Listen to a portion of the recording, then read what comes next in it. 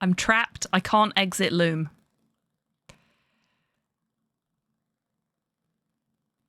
Science fiction, right? If I'm not mistaken. Yes, some classical sci-fi, in fact. There we go. Let's... Because hopefully we won't need this anymore. We can turn the display capture off and we'll just leave that where it is for now. And that's Loom done. Wait, submarine, I think. Yes, 20,000 Leagues Under the Sea.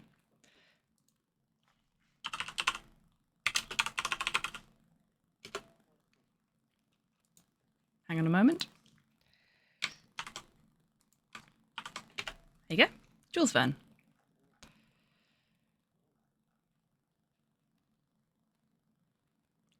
Trying to think what other... oh, yeah, Mysterious Island is one of his as well, which is a very well-known one.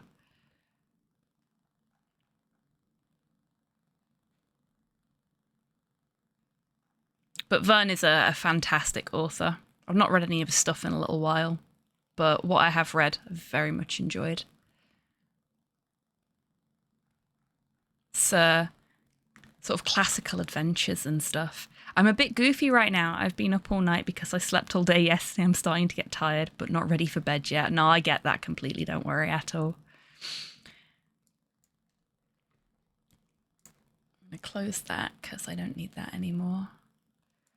I will be taking my Ask Me About Loom badge off. That did not take as long as I was expecting it to. I am genuinely quite surprised. I'll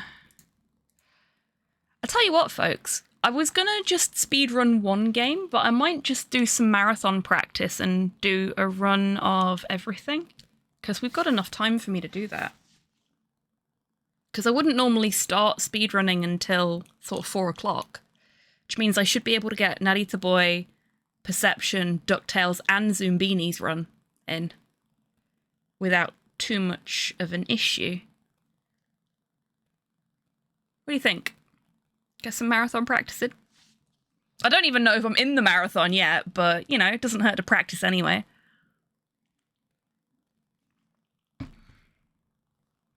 Cool. We'll start with Narita Boy then, because that's the longest run, so I'll have a break after that.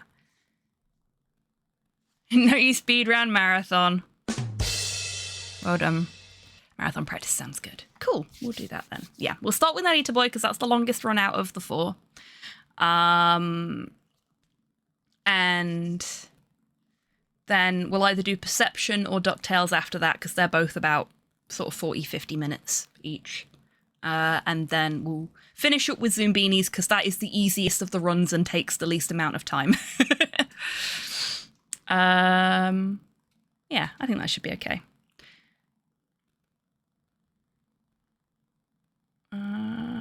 Okay.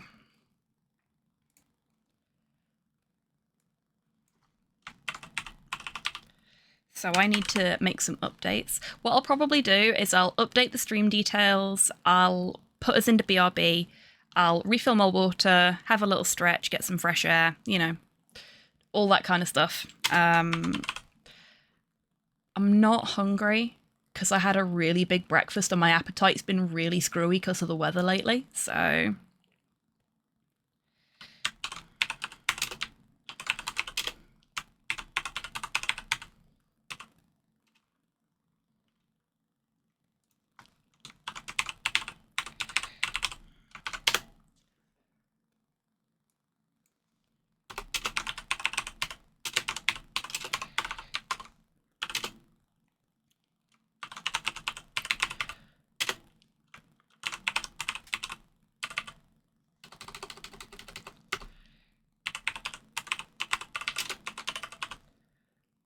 So if I do take a break for food after Narita Boy, it'll only be something little and won't take very long, I hope. But I will take a break before we go on to the speedrunning. And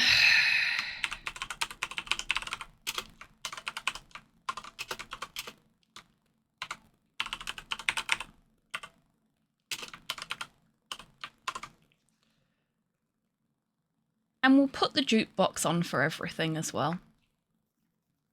Like the chain on your glasses. Oh, thank you. I swapped it out, actually. Hang on. So I went for something that was kind of on theme with the games we're playing today. I don't know how clear it is on stream, but it's a woven glasses chain. So it's fabric, because loom. But I also went for something that is different shades of sort of blue and green, because a lot of the games that I speedrun are very blue and green. Really, if I'm speedrunning nothing but DuckTales, I've got like a little gold chain that I would wear because Scrooge McDuck really likes money. But considering the heavy emphasis on blue today, we've gone for the blue woven glasses chain. Because yes, I swap it out based on the games I'm playing and the mood I'm in as well. Like during the week while I'm at work, I'll swap it out. I've got a little collection of them. If anybody does ever see, by the way, any nice glasses chains that you think I would enjoy, do send me links to them on Discord. Like, pop them in the Discord somewhere. I don't really care where you put them. General is fine. But yeah, let me know, because I'm always on the lookout for new fancy glasses chains.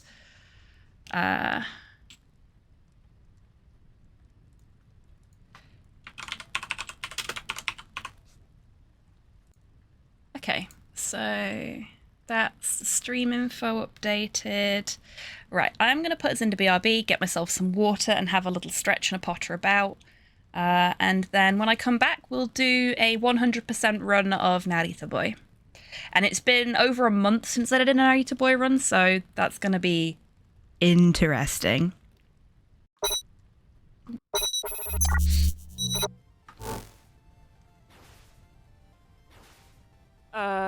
There is a spike stuck in him. He doesn't seem to care.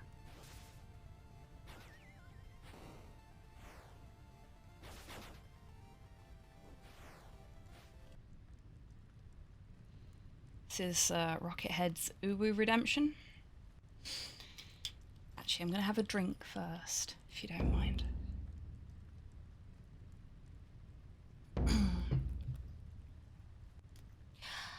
Oh, well, David Cage is truly the greatest artistic mind of our time. Oh, wow.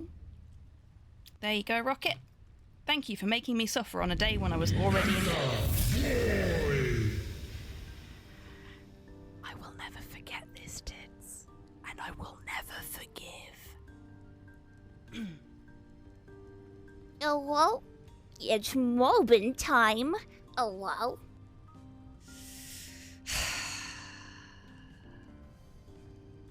I hate it. I hate it. That made me want to weep and then die. Try blowing instead of sucking. I can't believe I just said that on stream. Can I get to melody? In time. I don't think I can. She's gonna get to the toilet before I can. Oh! She must think I'm such an arsehole.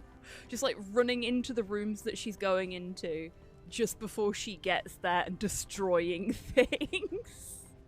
I am a horrible sister. This is the latest masterpiece of fantasy storytelling from Lucasfilm's Brian Moriarty. Why, it's an extraordinary adventure with an interface of magic, stunning high resolution, 3D landscapes, sophisticated score, and musical effects. Not to mention the detailed animation and special effects, elegant point-and-click control of characters, objects, and magic spells. Beat the rush. Sit down and watch me stream Loom today.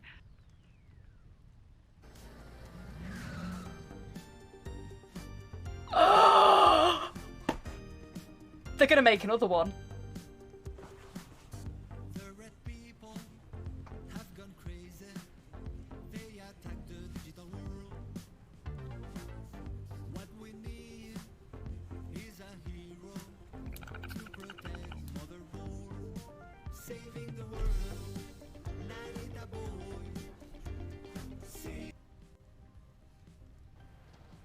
I would not recommend storing any raccoons in your anus. Sorry, I'm not analysing the blood splatter. Was it a face? Possibly. Okay, so we've got... Hey, no spoilers, you fucking reprobates.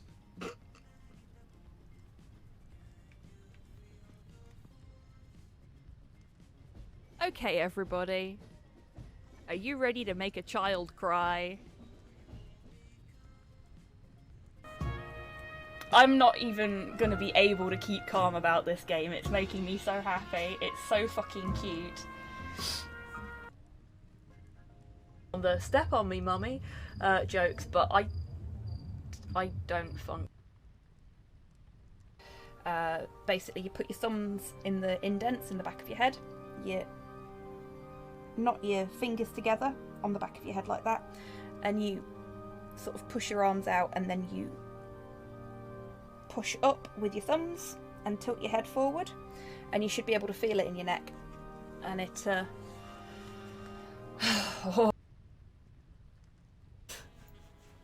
and it's weird. Okay. We're just gonna use the unicorn on people and see what colour they are. Hey Max, wanna pet the unicorn? No thanks. I took care of that before we left the office. I forgot about that!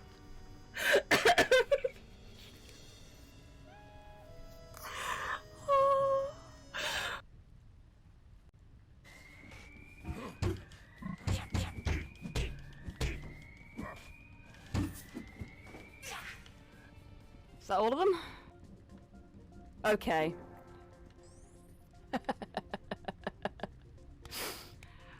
Ah, well. I was hoping to be sneakier about it, but I don't mind beating a few cops up. Please don't clip that. Let's go special. On the step on me, mummy jokes, but I don't funk. This is the latest masterpiece of fantasy storytelling from Lucasfilm's Brian Moriarty. I'm back, everyone. Honestly, the clip rotator was doing so well then, and then it was just like, nah, I'm gonna repeat a couple of the clips I've already played. It has 100 clips to choose from, and it still manages to play 2 of the same clip twice. I'm just opening the correct splits. Oh. Things were so much easier when I only ran one game. There we go.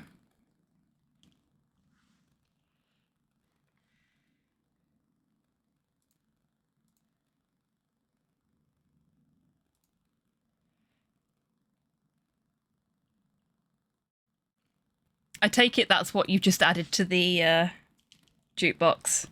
So. Yeah. Amazing. Okay. I think the only thing I've got left to do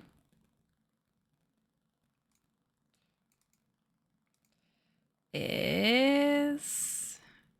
Where is Narita boy?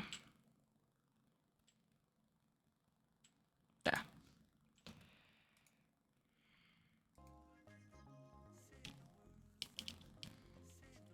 I think we're good now.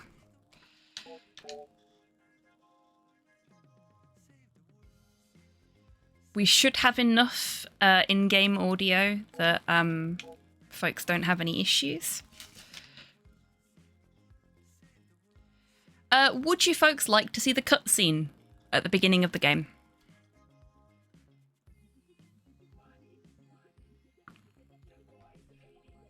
Because the timer doesn't start until after the cutscene happens anyway, so I can let you watch the cutscene if you want.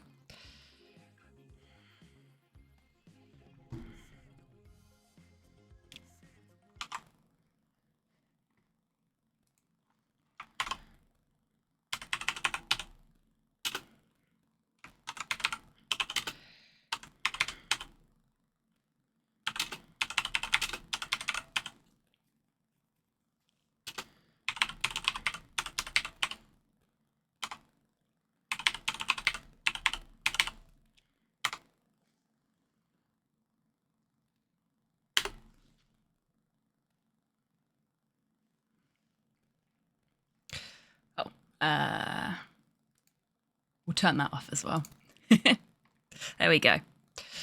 Still wearing my actual loom badge.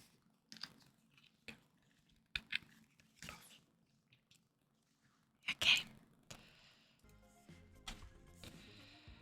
As there has been a lack of response to my question about the opening cutscene, we'll skip it.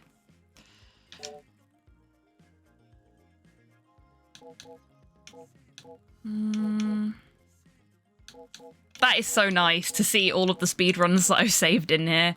It's a shame that I didn't get to keep my original run, but that's okay. Let's actually tidy this up.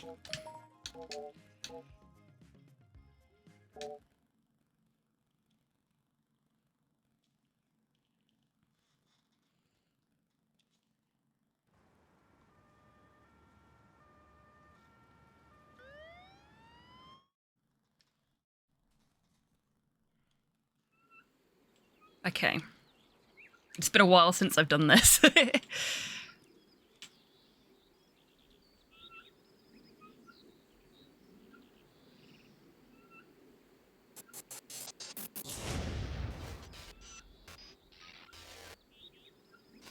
Congratulations, Cyborg. Okay, we're off. And no worries at all, Tidders.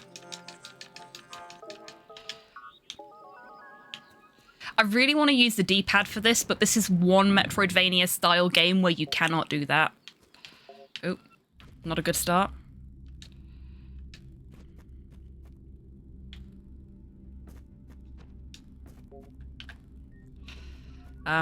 Because the D-pad is actually used for specific controls within the game. Oh, I actually have to talk to Motherboard here. Fuck. She gives us our first quest. Okay, now we can leave. There is a blanket flickering images warning on this game. I will try and notify people of any particularly, like, big bits of flickeriness. But sometimes it can be a little bit difficult to do that whilst I'm, like here, doing the run. So we've got flickering images in this room. There's another one in a second. Just here. And the flickering image is gone, so you should be good now. Okay, that's a good start. I didn't get caught by that glove for a change. So that's nice and smooth.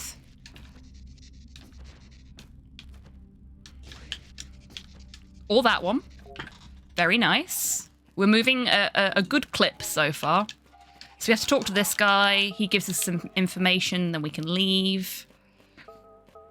We need to take note of that door there as part of the 100% run.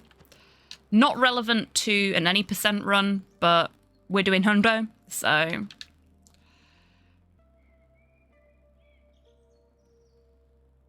Oh, that's taking a while to load up. That's unusual. Oh, no. Shit. The introduction to the zombie there really screwed up my timing because it took longer than usual to load. And at the moment, we have no defenses or anything. We also need to take note of that little path over there with the arrow flashing on it, because we're going to have to go that way when we come out of this building. Okay, so not a perfectly smooth start to the run, but that's okay. These things happen.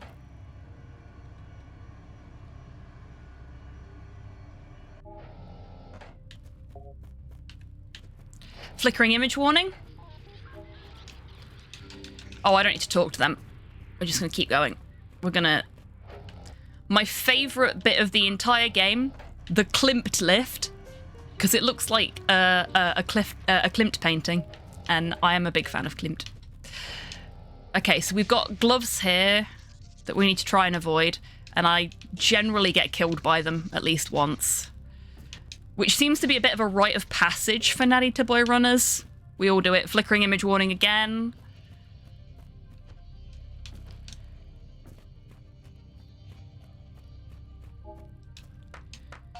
Oh, that was nice. I actually managed to stop in the right place there. And a big flickering image warning here, which is going to last for a little while, so I'll let you know when it's done.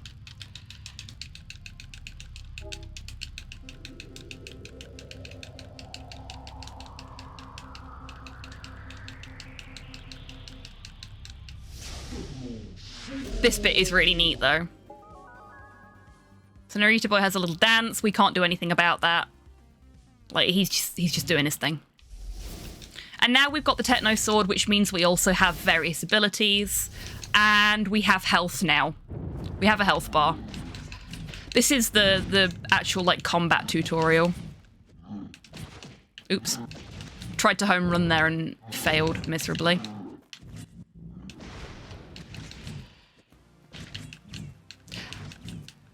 The early combat in this can be a little frustrating, especially if you've played it as much as I have, purely because there's so many things that you want to be able to do and can't. Right, flickering image warning over. We're now into the Tower of the Secutori, the Hall of the Heroes, as I like to call it. We've got lots of different Narita heroes here.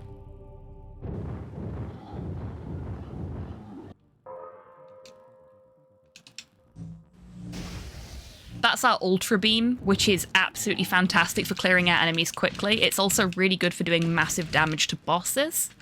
And there are some bosses where it's quicker than doing what the game is trying to encourage you to do. But you have to wait for it to warm back up. Oh, shoot, I missed. This is a lot more slippery than I remember it being.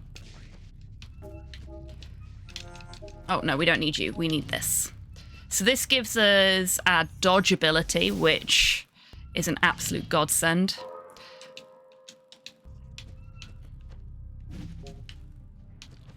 It's really great for our movement.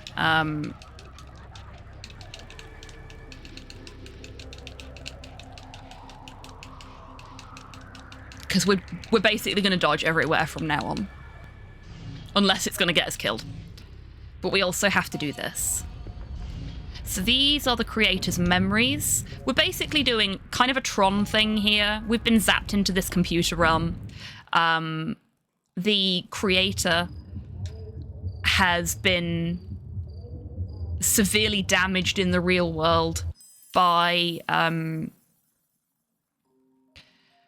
some corrupted code in his game, Narita Boy, which we are currently inside of.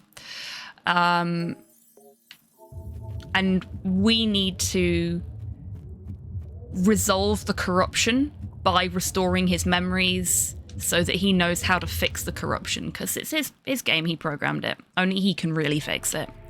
But at the moment, he's not in a position to be able to do so.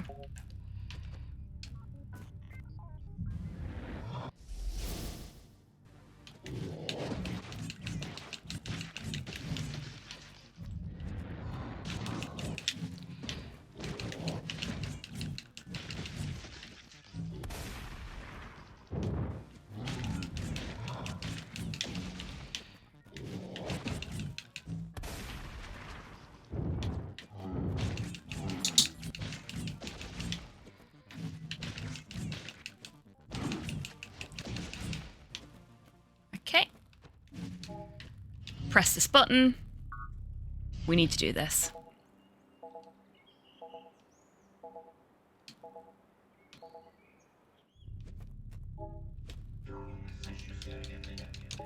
This guy gives us a key, so we need to talk to him. Oh no, I messed it up. It's always annoying when that happens. So we're gonna just sort of fling ourselves along here. And here. And we've got flickering image warning again, but we're going to dash through this room as quick as possible. So flickering image warning over. And we've got some combat coming up. This is one of those games where you know if you're going in the right direction because combat's happening.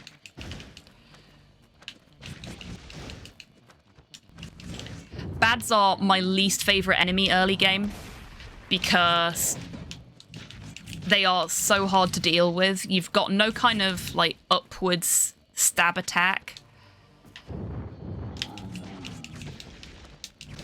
Oh no! Didn't land on the platform. And I only had 1 health left, so this is a really rough opening for this run. But that's okay. These things happen. It's been a month. I've been playing other games that are considerably less slippery.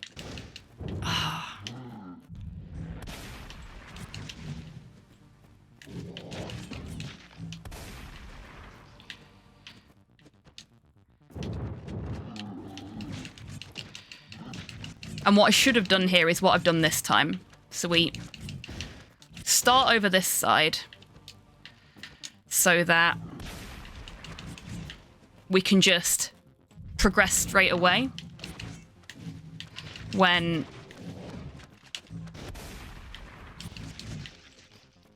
we get to defeating that enemy.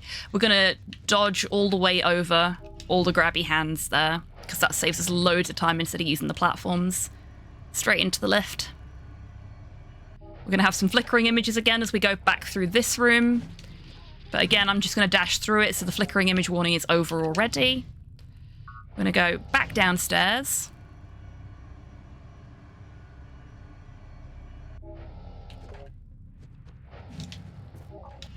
We put the key that we got from the guy that I died next to into this lock here. And we get to go to the garden. The garden's nice.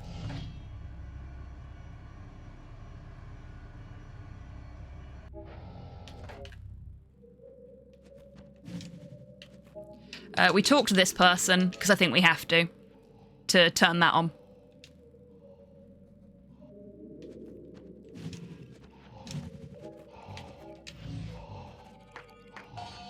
We wake this fellow up. He's actually giving us our first code. The codes don't change in this game, which is going to be very, very handy in a little bit, because it's going to mean we don't have to go trekking looking for stuff.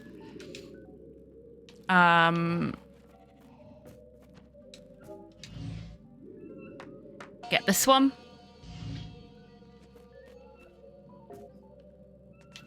Get this one. And we've got one last one to get. And we also need to get something for the hundo while we're over there, so that works out quite nicely. We go all the way here. We press this button here.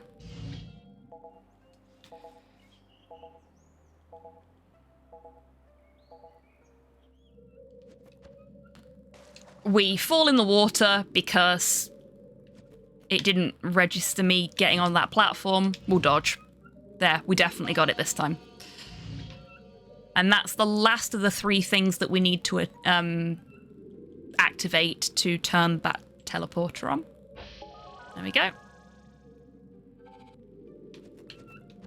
There we go. I should have dodged the first time. Forgotten how to do this stuff. It's been too long. I've been playing too many other games. Okay, so the way the teleporters in this game work is you sit on them and then you enter a code. Now, our sleeping friend below was giving us this code already. But for other teleporters, you will need to find the pieces of the code knocking around in the level. And some teleporters will take you to different places depending on what combination of symbols you enter. So we talk to the quantum meditator. And by talk to, I mean we skip through everything they have to say. They're just waxing lyrical about the universe and time and shit. And we don't have time for that right now. We drop down, go back through the teleporter. Also, with the exception of this teleporter and I think one other, every teleporter shows you the code that you used to access it. The story progression code that you use to access it.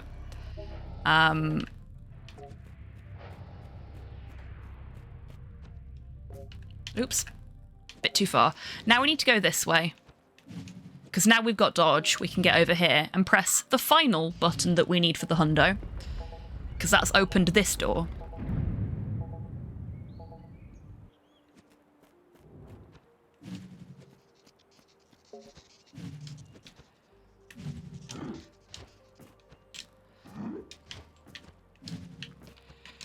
I was a little worried about falling in the water there, which is why I just sort of did a little spin. So this is the first of 4 backup floppy disks that you need to obtain. 4 or 5 that you need to obtain throughout the game to unlock the final memory, which is required for 100% completion. It is not required for an any % run. There's a few things here that I'll say, oh, you don't need to do this for the any %. Now we're coming to see a very old program called Baba. We have to approach Baba slowly. And Baba explains that they've been plagued by this weird portal that's shown up in their home. This is where we get our first boss. It's also where the tutorial, the demo that was released for the game ends. Now, I really like the way the boss fights in this game are designed, because each one of them encourages you to utilize the mechanics that you've picked up. So this one, you spend a lot of time dodging. And you can see his little heartbeat in the corner there. As he gets more and more injured, that will... Oops. There we go. That's Lord VHS done. Not my best time on that split, but that's okay. We had a bit of a rough split. It happens. And we are not healthy. So we're probably going to take a death as soon as we finish talking to Baba. Just so we can get back up to full health. Oops. Because if we take a death here, it should just dump us back here. It did not. It dumped us back at Baba's cave. But that's still better than where it could have dumped us. Because we'd not gone as far. So...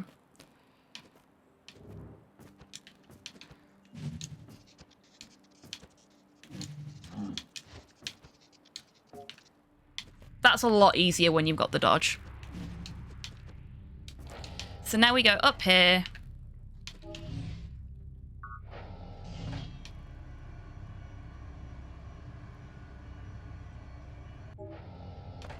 And we go through this door that we didn't go through before. Oh, we have to... do we have to talk to Motherboard? Let's find out. No. No, we don't. We're going to ignore Motherboard. We're going to be a bad child and not talk to Motherboard. We're going to have a flickering image warning here. Big old yellow, red, blue. There's going to be a lot of yellow, red, blues in here. Also, this area has a tocophobia warning if you are tocophobic. I will let you know when we've finished the bits of this that will be distressing to you, and you can look back.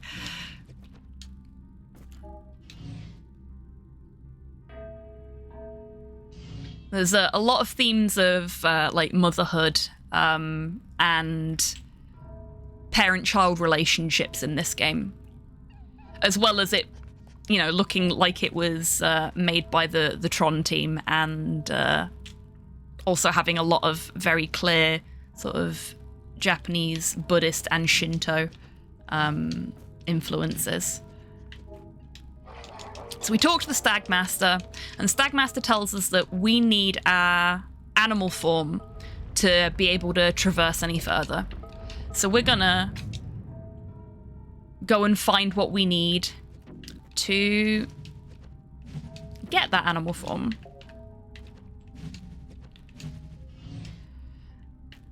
And now we get a heal. Finally, we can heal during combat. Loading this works like in most of these kind of games. You have to do a certain amount of damage, and as you do the damage, it fills up the bar.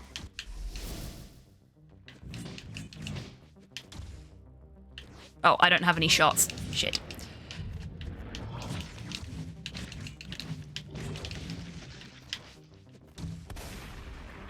The jumpers are really easy to deal with just a single shotgun blast. They're not very strong.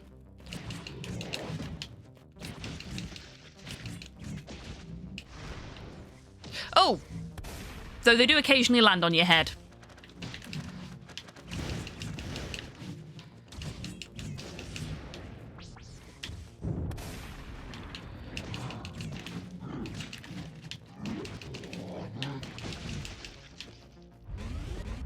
We'll get a quick load in there while we wait for the door to open, and off we go. So we don't need to go too far here. What we do need to do is get on that platform, which I absolutely failed at there, unfortunately. We can do this a lot quicker. It's generally quicker, if you can, to jump up the platforms. Like the climbing platforms. The walls, that's what they're called. Walls. This is Daddy Bomb. Daddy Bomb shoots tiny babies at you if you're too close to it, too far away from him, and punches you in the face if you're too close to him. I hate Daddy Bomb. Daddy Bomb is my least favorite thing to fight in this. Like, just generally speaking, not early game, late game, just generally.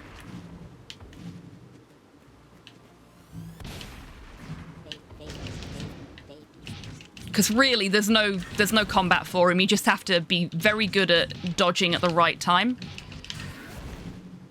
Like that. That one was a bit squeaky bum time. There we go.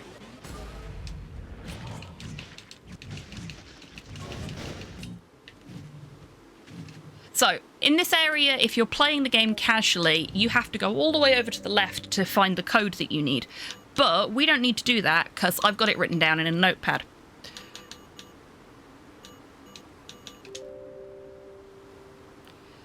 You have to go and talk to a giant frog, which is honestly really cool.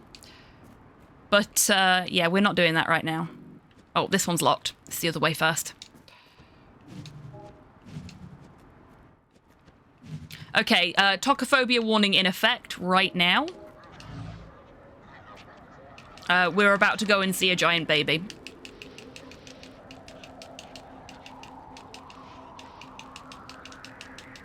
We have to unlock a memory first, though.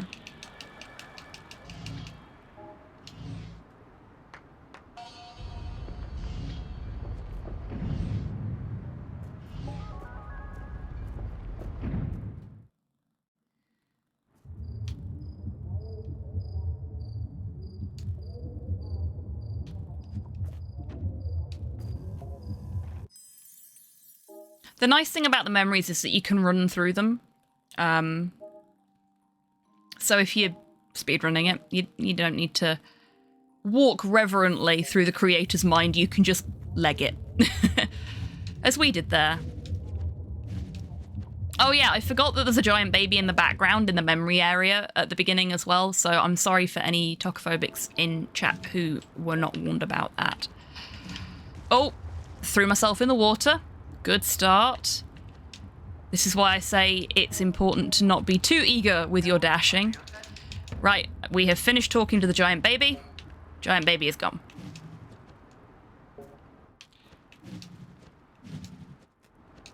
Now we've got a key for something back in the starting area.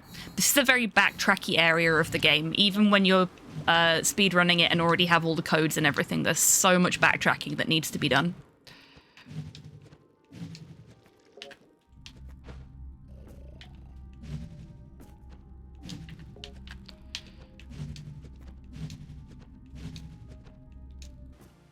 But we know we're going the right way.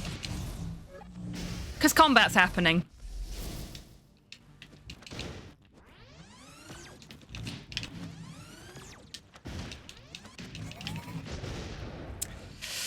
That was not great. The bads really ruined that for me, but that's okay. Happens.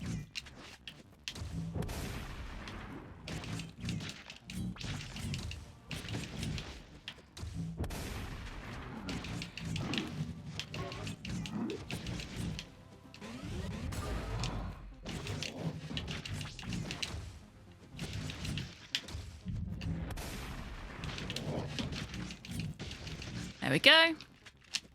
Not quite enough for another heal, unfortunately. We are now going to go and see the pregnant program. So again, tocophobics, please look away. I will talk to her as quickly as I can. Done. Right. Pregnant program gone. Now we need to go back this way again.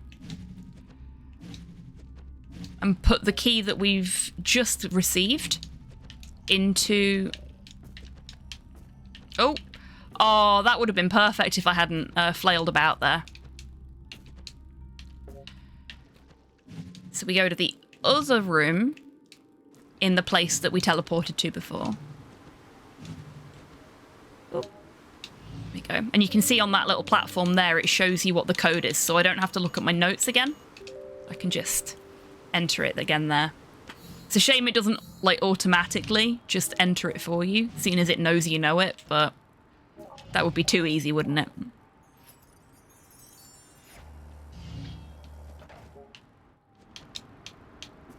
Okay, this bit I need to be careful with because I always throw myself in the water. No impaler. On the plus side, it's not just Narita boy that can't swim. Neither can the enemies. So we can knock them off into the water, which is quicker than hitting them. Generally. If they actually, you know, go in the water. Go for a bath. There we go. Ow. Just gave that bat a kiss. Oh no, I fell off.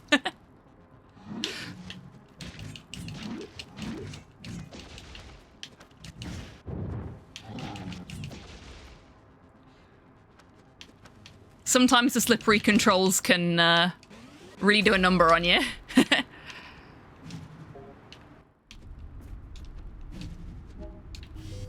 We're not going to ask what these two consenting programs are up to. They're, you know, they're just having a nice time and we've interrupted them. So we're going to take the thing we need and we're going to leave.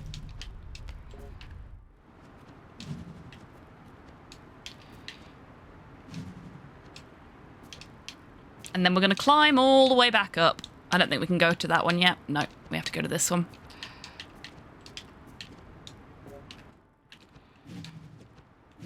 And now, 3 guesses where we're going. Back where we started.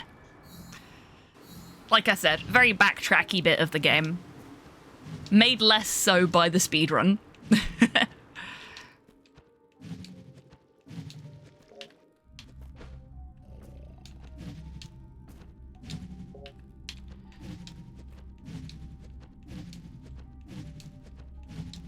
No combat this time, though. And we are now away from all of the pregnancy-related stuff. So any tocophobics that had to look away, you can now look back. We are about to get into some proper Akira shit, though. Because we now have another boss to fight. And I love this boss fight. I hated it initially, but it's a good fight. It's a really good fight. It's just a pain in the arse to do. So this is Glaucoma.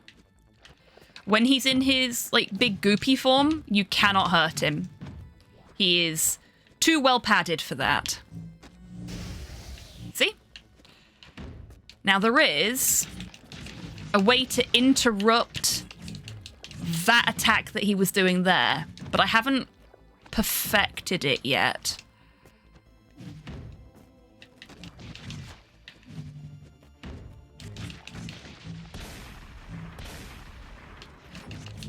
See, I managed to do it the first time, but I didn't manage to do it the second time. So it's got to be something to do with timing of the hit. Like that. Okay, that was pretty good. We are very low on health, though. And I just got myself caught in a corner because I couldn't seem to jump up high enough. That was unfortunate. Yeah, so this is going to be another rough split. We're already over time, but that's okay. This is a D-Rust.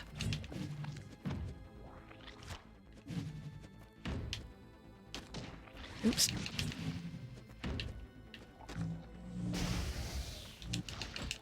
Yeah, so I was too early with the hyper beam there.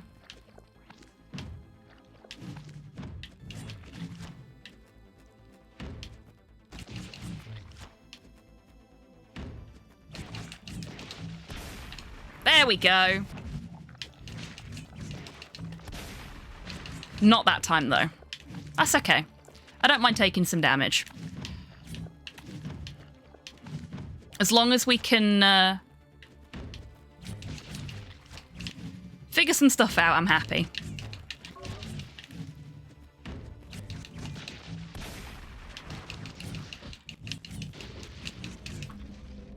There we go. So that wasn't too bad. Would be nice to do that without dying, but we'll take what we can get. So Stagmaster now gives us the thing we need to make our animal form.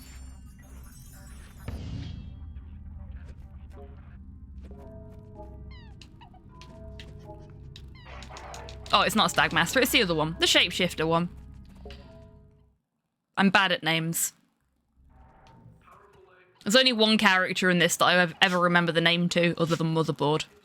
And I only remember Motherboard's name because she harasses us all the time. It's a real shame we're speedrunning this because this is just a lovely area to walk through, but we need to make up some lost time. So I cannot show you how pretty this area is properly. You'll just have to very quickly glance it. So this is the end of our use of our animal form. We're now back to being Narita Boy again. We never get to use the animal form again, unfortunately.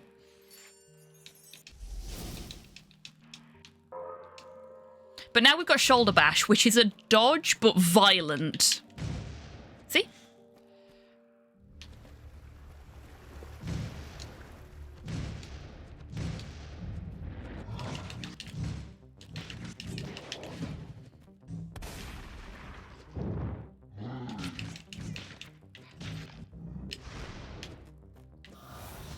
And this is what it's used for.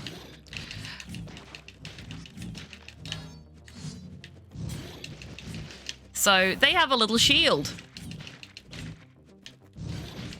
And you have to sort of knock them back, stun them, to get them to drop their shield. So you can...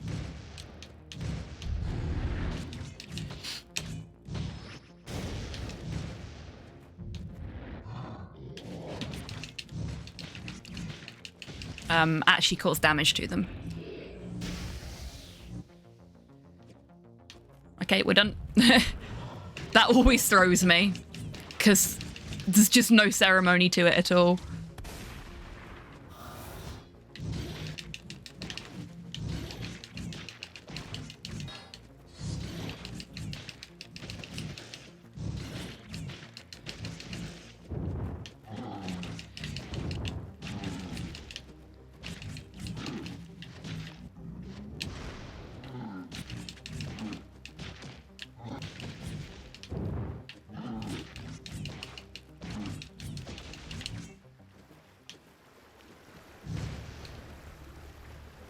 And we got through that without dying to any spikes, which is nice.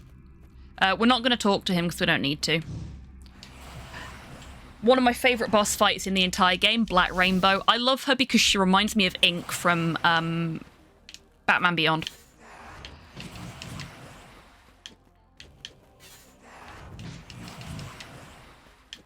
Also, she's got a super awesome, like, alt mode, which you'll see in a bit.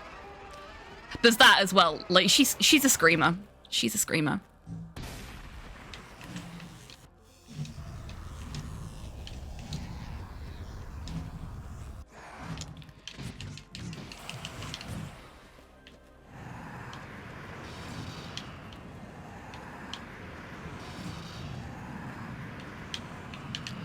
So I'm dodging the lightning when she gives me the sort of warning shot that she's gonna cause it there. A lot of these things are going to come back and be useful experience for us when we get to... Ah, here we go. This is what Black Rainbow looks like underneath the mask. She's very angry with us now.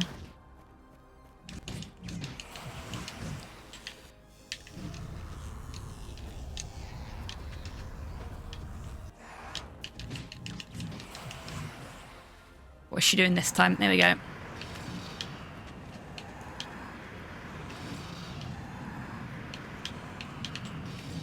So I'm sort of baiting her a little bit when I do that, as you may have guessed.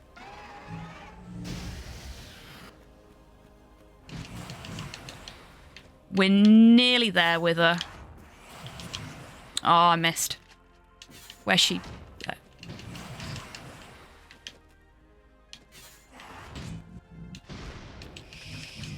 There we go.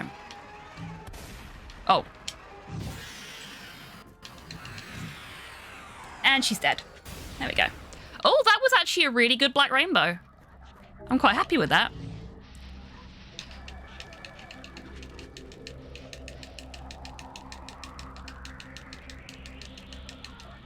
I mean, we're still like a minute over on my PB, but it's fine. Love a little rainbow split. Especially on Black Rainbow, that's the perfect place to get one. We're on to memory 3.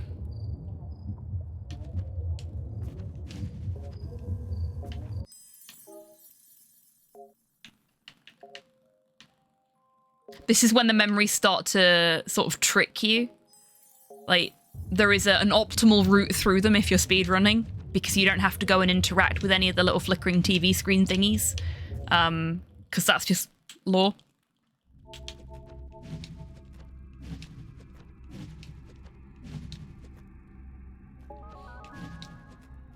And now, the only character whose name I actively remember. Synth Sensei, my favourite NPC in the whole game, because he's fucking rad. He's just chilling, playing his music. Just a big digital bard. Quickly talk to Motherboard. We didn't need to do that. And now there's going to be some flickering yellow lights as we move into the yellow house.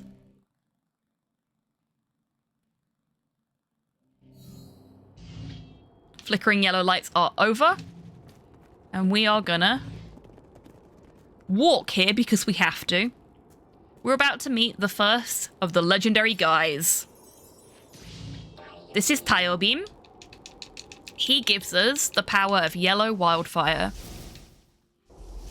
And also a summon. We can summon him to help us fight.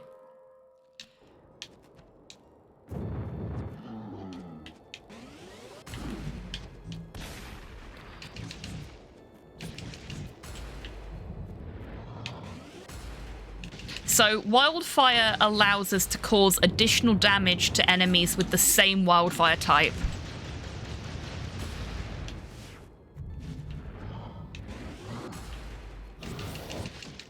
Don't think it really has any effect on... What the heck?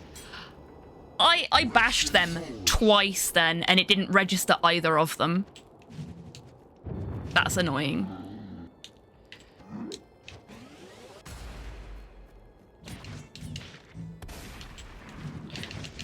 There we go. It's fine.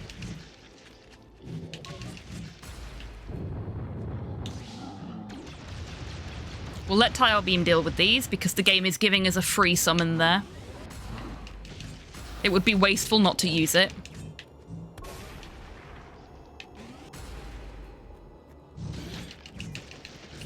There we go.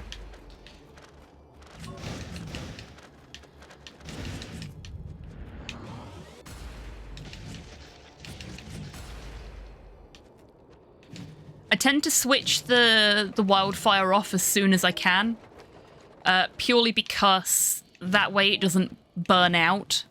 Pun not intended, but taken.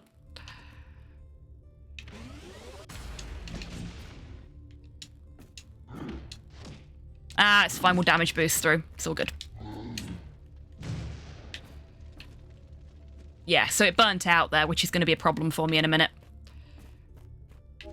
Now we get one of the most useful abilities in the whole game, and we can deal with bads properly, finally. We get Uppercut.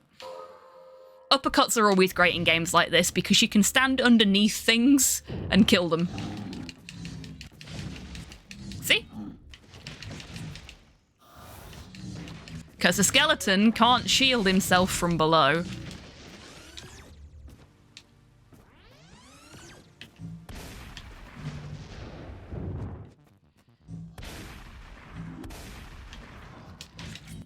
That would have been a new enemy introduction there, but I killed it too fast for it to give the intro. It's okay, we'll get the intro later anyway.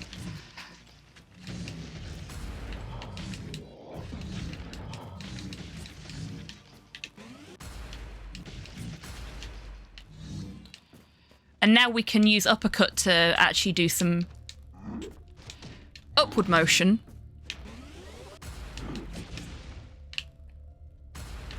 Or we could if I hit the right buttons there.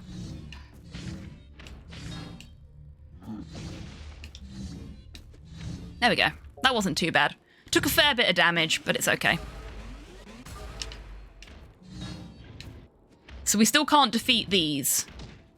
Ow. I didn't dodge through it. Should have dodged through it. And I shouldn't have wasted that there, because we've now got a daddy bomb to deal with without it. In a very tight space.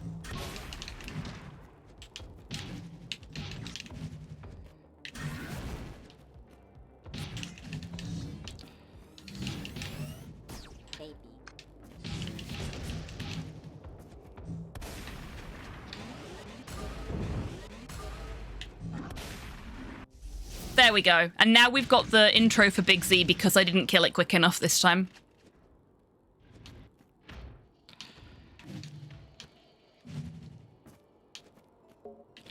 So we're going to ignore that person talking there and press this button in here instead.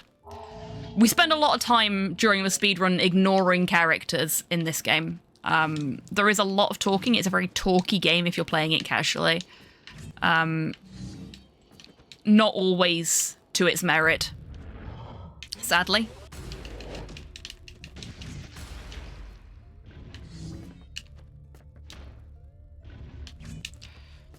Whoa! Oh, I hit the wrong button then. We're getting a lot of clumsiness going on here. Because it's been a while since I played this.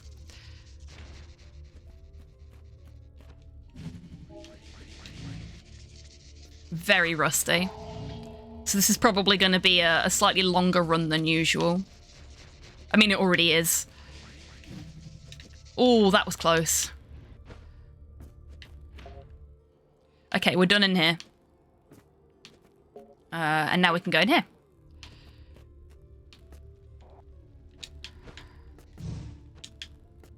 There we go. You're supposed to very carefully avoid that glove there. Oh, and you're also supposed to avoid the fire. But you know what? I'm going to take a death here. Because I've only got one hit point left. It's not worth even trying to heal that. Oh shit, it's put me all the way back here. Okay. That's fine. We're all good. There we go. So, what you're supposed to do here is that. And now we've got things to fight. Oh, that was unfortunate. You can knock enemies into the fire like you could knocking them into the water before.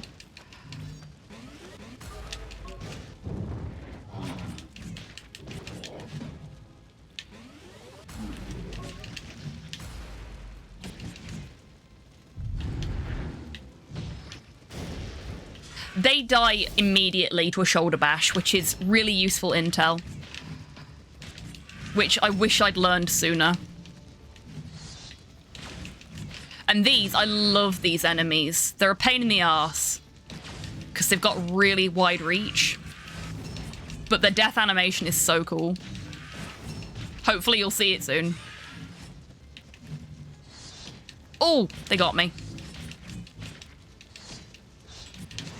There we go. See? Very cool death animation.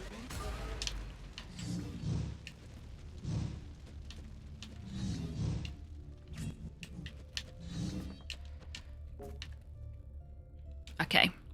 And down here... we don't talk to anyone. We go straight up. We press this button.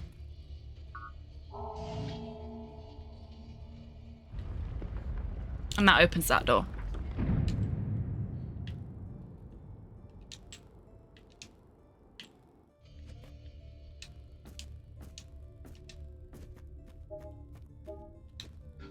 I think we have to talk to them for an objective. Yeah, we do. Oh.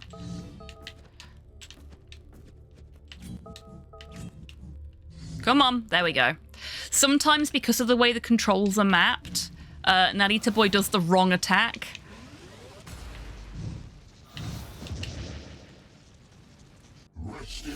Okay then. That was a thing that has never happened before. There we go.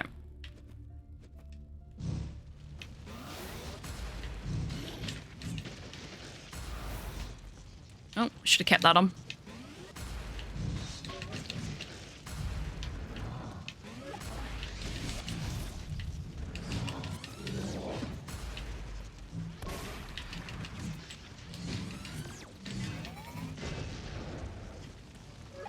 Is that it? Nope. Got some bads. And another one. We done now? We done now.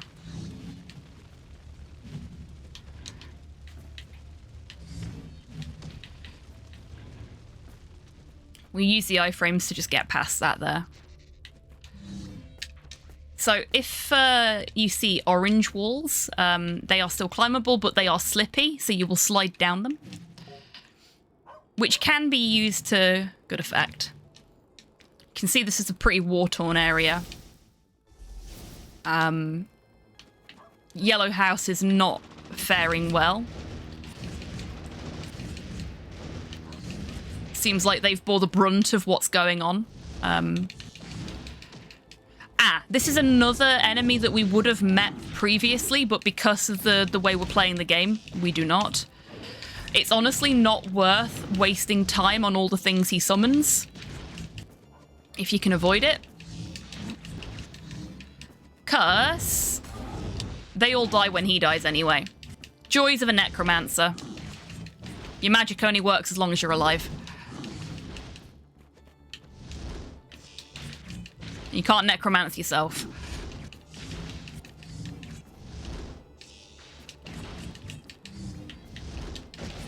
There we go. See? We'll just deal with them that way. It's easier. We done? We done. Oh, look at that lovely red pillar in this yellow house. That couldn't possibly be foreboding.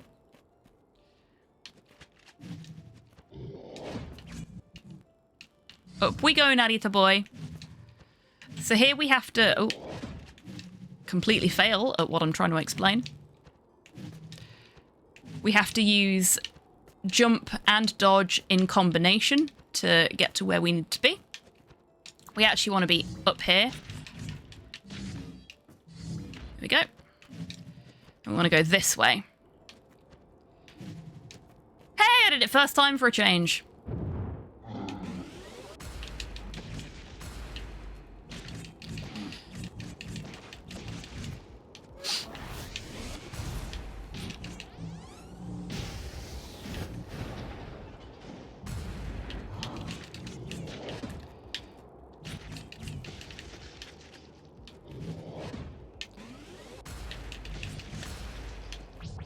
Keep hitting the wrong buttons.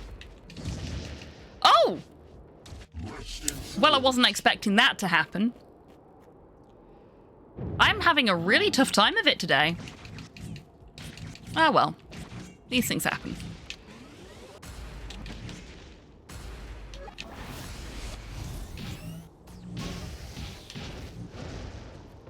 How did that not kill him? What the heck?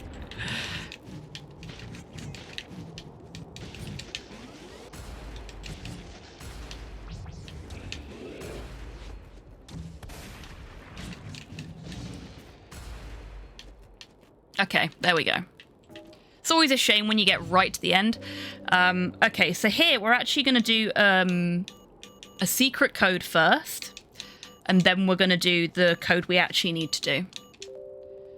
Because this is something we need for the 100%, and we may as well get this out of the way first. One of the backy flop-up discs. One of the backup floppy disks. This is Tile Beam's room.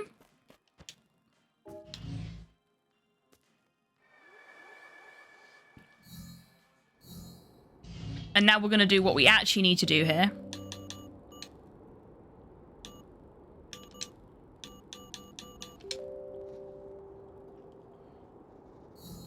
So, as you may have guessed, considering what we just did, we will need to do the same thing twice more for the other two houses.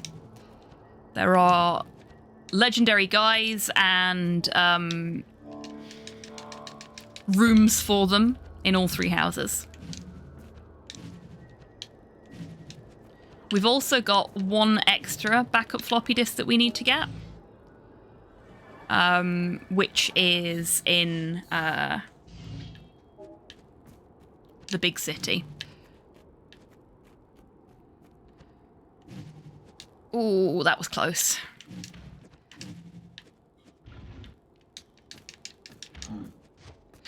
Ooh, nearly fell too far. So we need to go this way.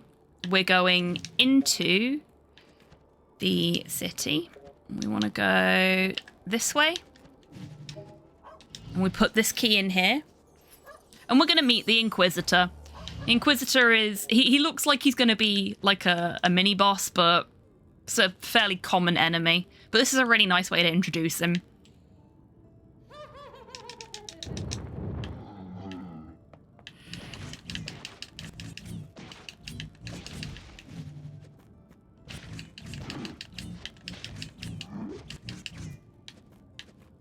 Where is he?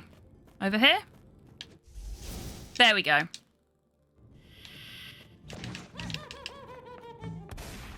So the little ship, as soon as you hit him, runs away.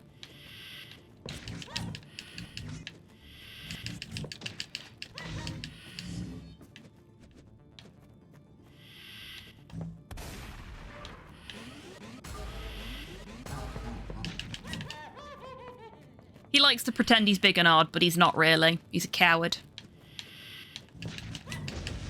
See? And that got us another key.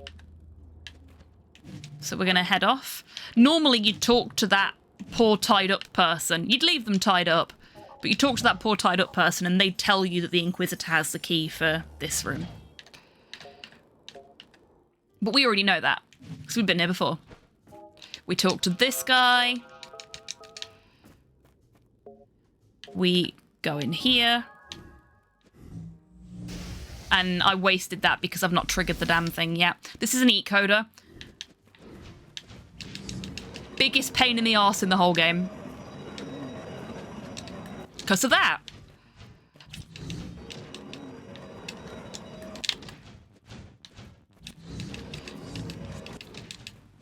They are so hard to fight. And I'm gonna die, yeah. I have not found a consistent way to beat them. There must be one, but nothing seems to stick.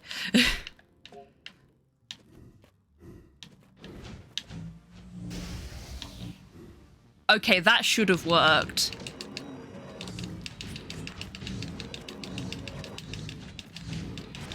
There we go. See? It's really weird. But yeah, I'm very clearly having a tough time of it with this run, but that's okay. I definitely need to bring it back into my practice rotation properly.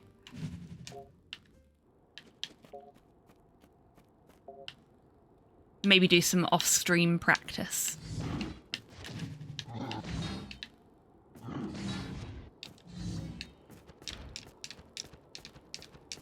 I was a lot more consistent at this when I was running it regularly. So we put this key in here. We're going to go and talk to the king. The king will fix things, right? I'm sure he's very, very busy, though. doing important kingly things during wartime. Oh, wait, no, he's having a nap. So we'll wake him up. And then we'll have a chat with him. And the king gives us another key. We're now going to go back to sort of the beginning of the area.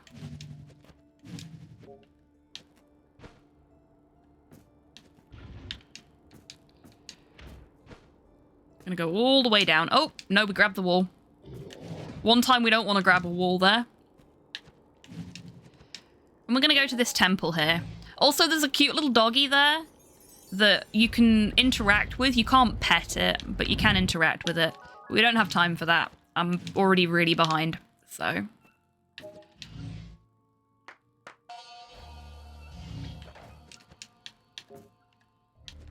We've got another memory to do here. So we're getting through the memories at a fair clip.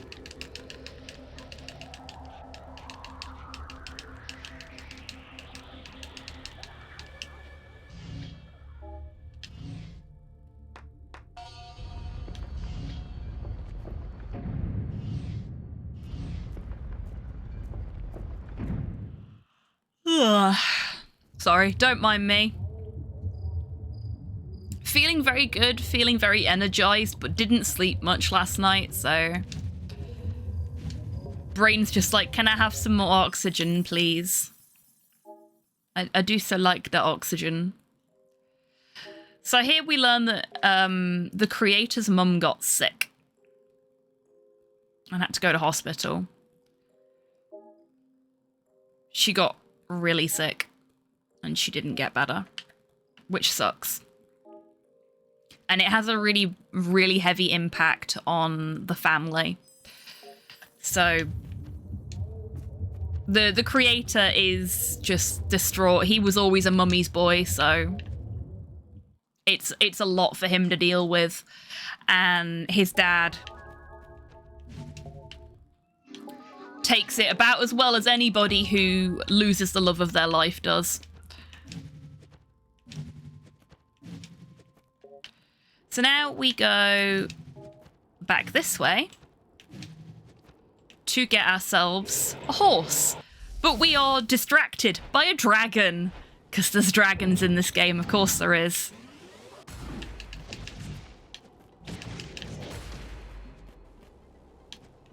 Ah, I hit the wrong button.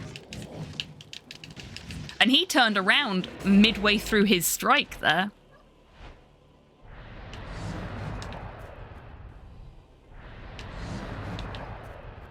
Dragon is a fun fight.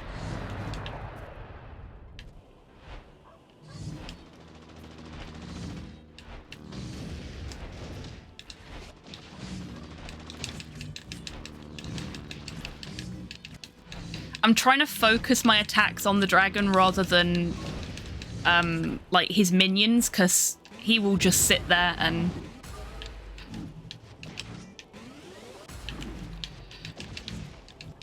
be smug for ages.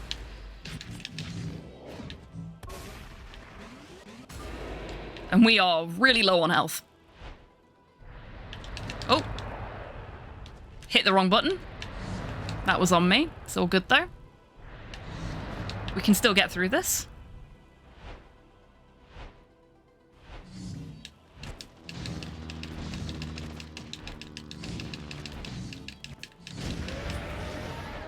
There we go. That's dragon done.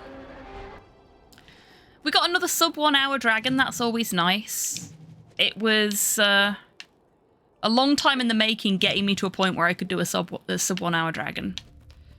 What would be really nice is if we could get a sub 1 hour dragon bot. Little bit of a spoiler for anyone that's not seen me do this run before there.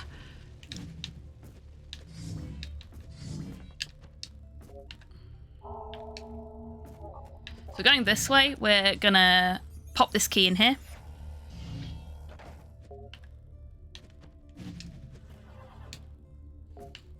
And now we need another code that we would have picked up throughout the course of the level, which we've already got written down.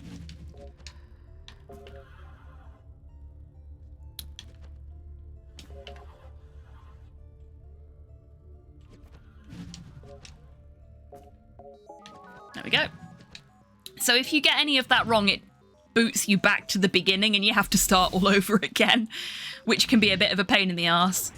It can be brute force, though. And now we have a horse. I love the horse design. It's really good.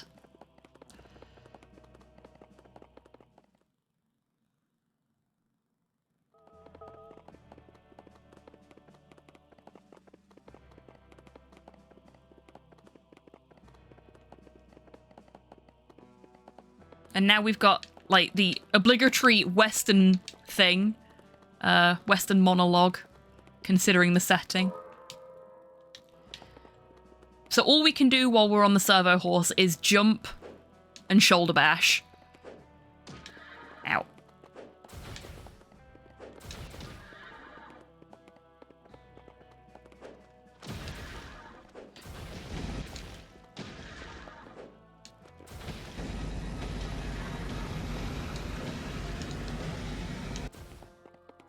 Okay, that wasn't too bad.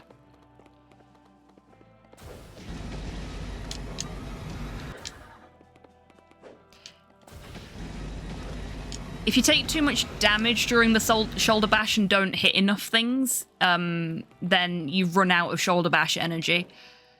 So it's kind of a balancing act between using it to get through everything quickly and using it when you need it.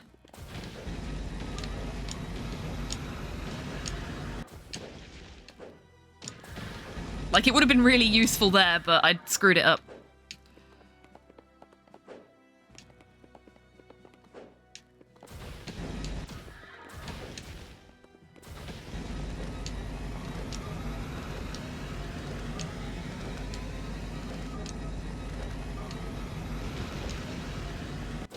Oops.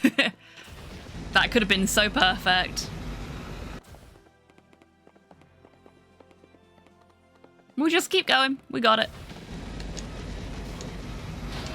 There's an enemy that we will meet later. And we have finished the riding through the desert sequence. We're not finished with our horse yet, though. So we're gonna tie up our pony. And, this door is locked. That's a problem. That's okay. You know what we do when the door's locked? We break in.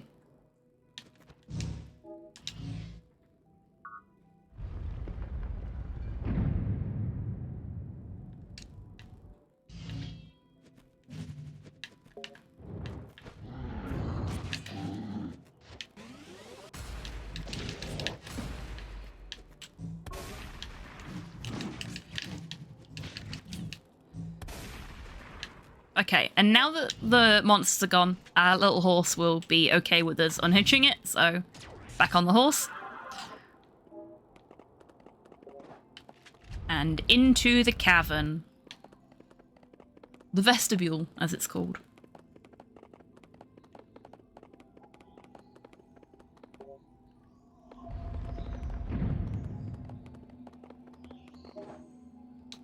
I'm gonna hitch our horse up again. And climb up this tree that is suspiciously growing perfectly in the desert. Have a little meditate.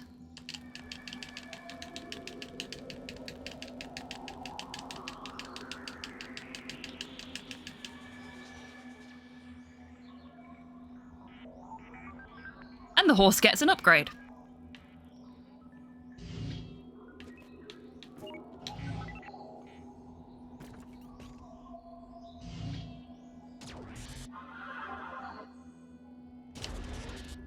And now we're a robot. Here's our little servo bot.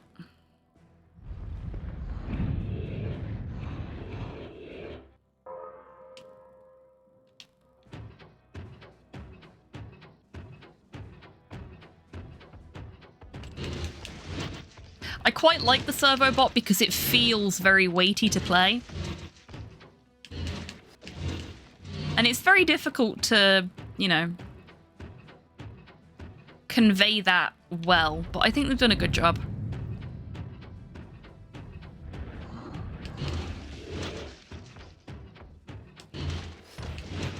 Ow. Rude.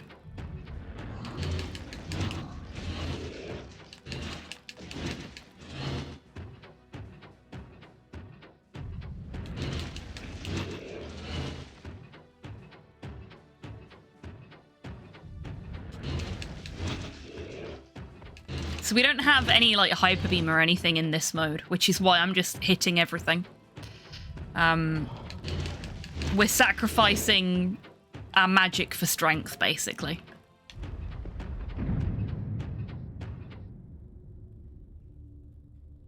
And now, seeing as Dragon flew away before, we're gonna finish the job.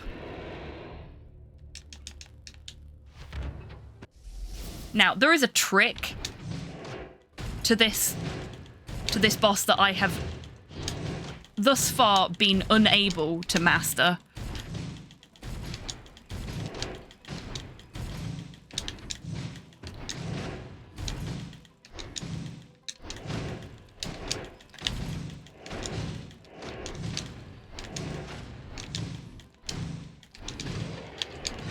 Damn, didn't get it.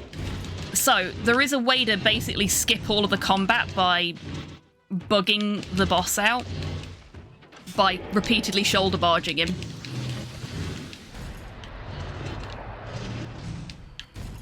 But yeah, I'm, as you can see, not very good at it.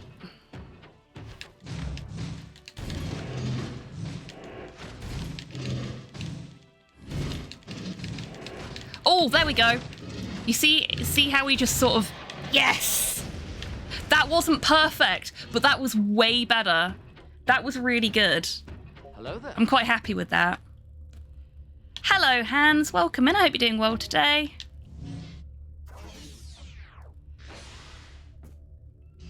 And no worries, Cyborg. You enjoy your dinner.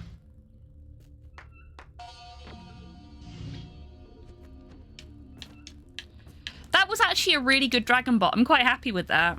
I'm still not great at the Dragon Bash. It doesn't have a proper name, so I'm just going to call it Dragon Bash. But that was pretty good. Like, we're only 3 minutes over, and I think a lot of that is from earlier in the run, when I died a lot. Like, the bosses haven't been giving me much trouble, it's just the everything else. The platforming, mostly. Which is a shame.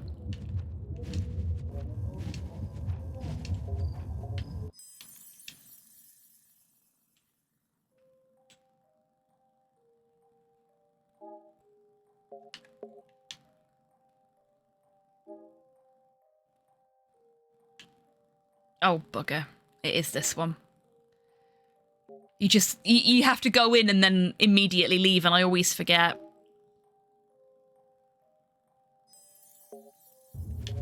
So that's going to have added some time as well. Unfortunately.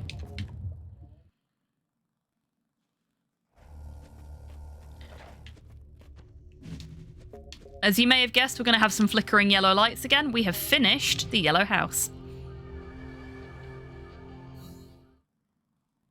We're then going to have some flickering blue lights in a moment as we move on to the next house. Because obviously the red house where the bad guys live is the last house that we do.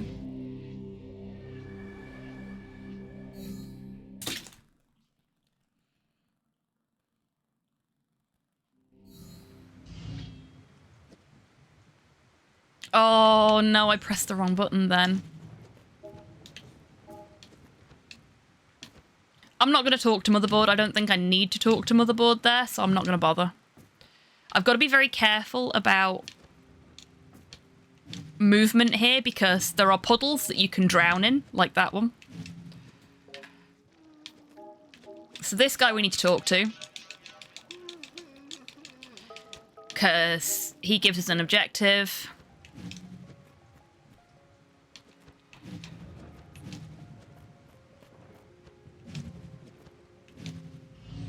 And now we get to meet our second legendary guy. This is Ogai Rain, who gives us blue wildfire.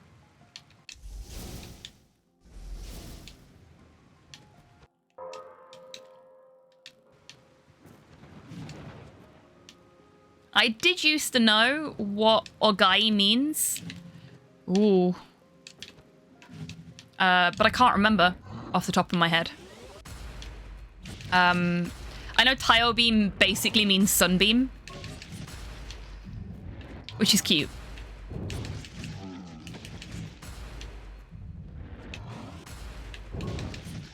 But yeah, I can't remember what ogai means.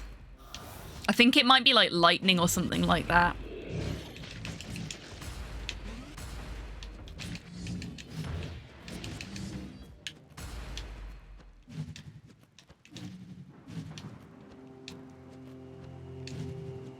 We don't need to talk to them, so we're not gonna.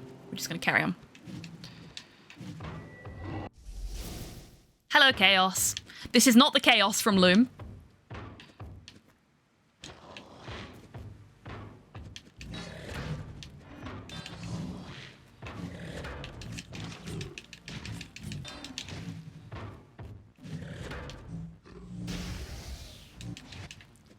Chaos can take a beating because he's just taken an entire Hyper Beam and survived, which is pretty impressive, but also very annoying.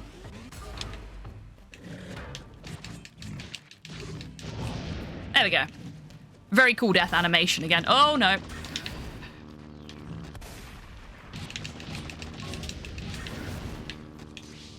We're gonna let Ogai Rain deal with these guys, because that's just too much.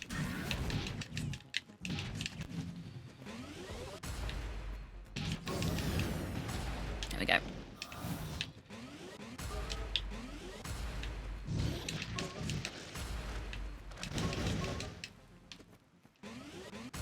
I'm gonna get some health going.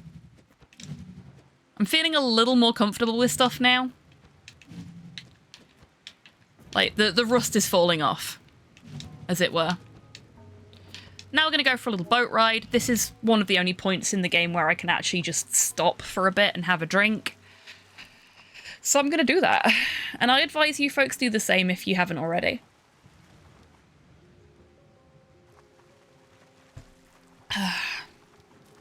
Because there's nothing I can do about this. This is a very slow cutscene bit. There is going to be some talking in a sec, which I'm going to have to skip through, but that only needs one hand.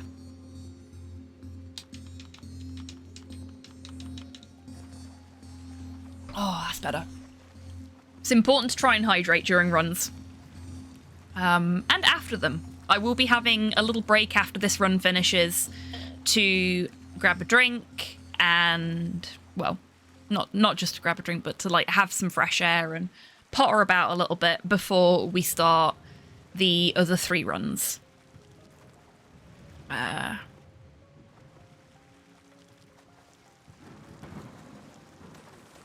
was gonna pause the recording so that I'd got like a solid delineation between speedrun and everything else, and I completely forgot. So my VOD's gonna be fucked. I don't need to do this, do I? This is not what I need. It shows you a big fish, which is very cool, but we don't need the big fish. I mean, the run's fucked already, so it's not like it's going to be a PB. Fuck it. I'll show you the big fish. It won't hurt. Gives me a second to find where I am on my code list. Big fish. I love the big fish. Hello, Fart Bubbler. Welcome in. I hope you're doing well. Okay, so this is another one where we're going to put a different code into the one we're supposed to do first. We're going to go and visit Ogai's room.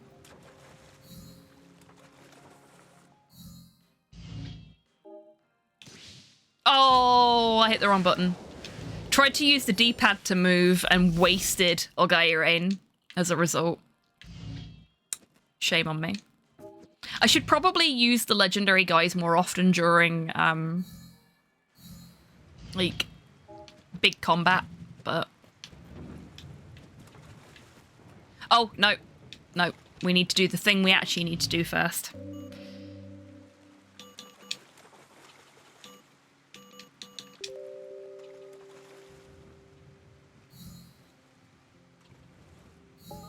Okay, so we're going to Floppy Island.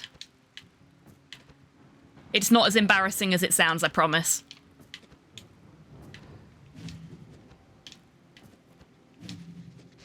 And there's quite a fair bit of stuff we need to do for the hundo here, so... There is, generally in the blue house, there is a lot of stuff for the hundo. And it's very easy to miss.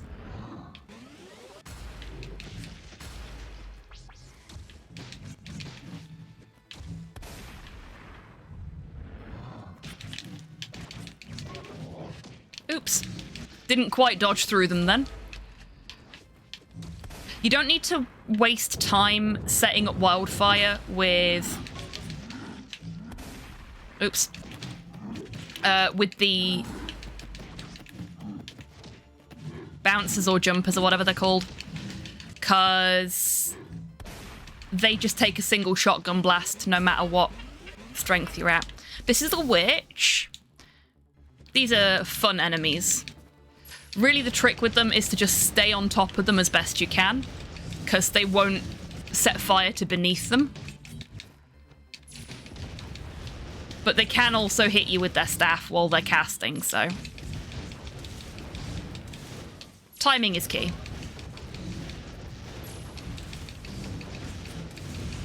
There we go. I'm gonna just quickly heal up. Right, I need to remember which order to do this in. Cliff phone, cavern phone box. So we go this way. I'm having a grand Sunday, thank you very much.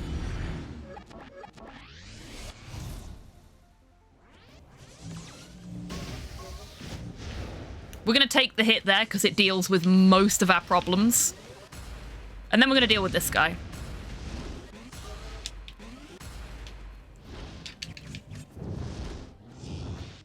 Necromancer here is a pain in the arse. There we go. There's so much space he can move about in. Same with the grubs here. They take a single hit. You don't have to faff about with them. So it's easier to just not wildfire for them.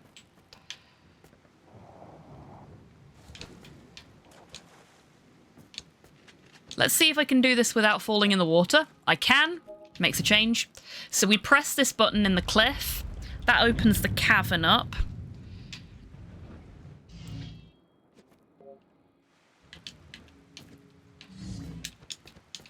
We bounce all the way back up to the top here.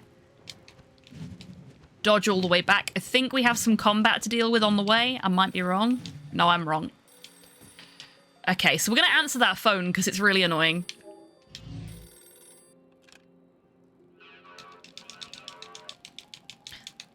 This guy tells us that we can come and pick something up from the big citadel, which we've not been to yet, but we actually need to do that before we can...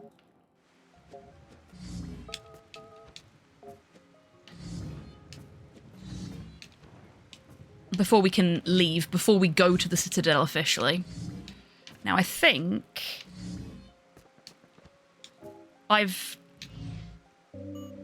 No, I haven't mislabeled this curse. We need to go and get something from the cavern that we need in the citadel anyway.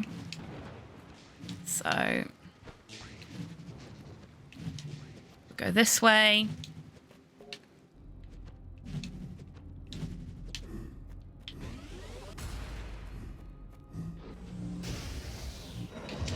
Okay, I think they've updated the eat coders because you used to be able to hyper beam them and it would kill them.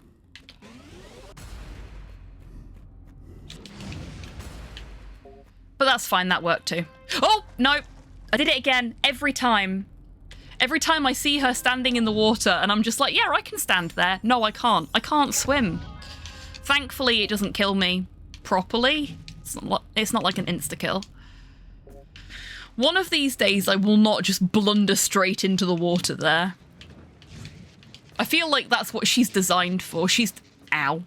She's designed to make you think you're safe.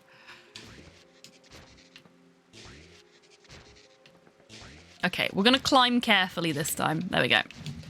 Because when I jumped before, I just fell straight through the wall. The walls can have funky hitboxes sometimes. It can be a problem. Okay. Now we're in a position to do this bit. So we need to go this place. Like some sort of digital singing siren. Yes, exactly. And interestingly enough, she's shouting Leo-chan. Leo-chan is the guy at the top of the cliff who's shouting, "Mother, mother." So she's his mum. And she's fallen into the water. So this place you can come back to later, but this won't be here. Because it is only useful whilst you're in the Blue Kingdom. In the Blue House.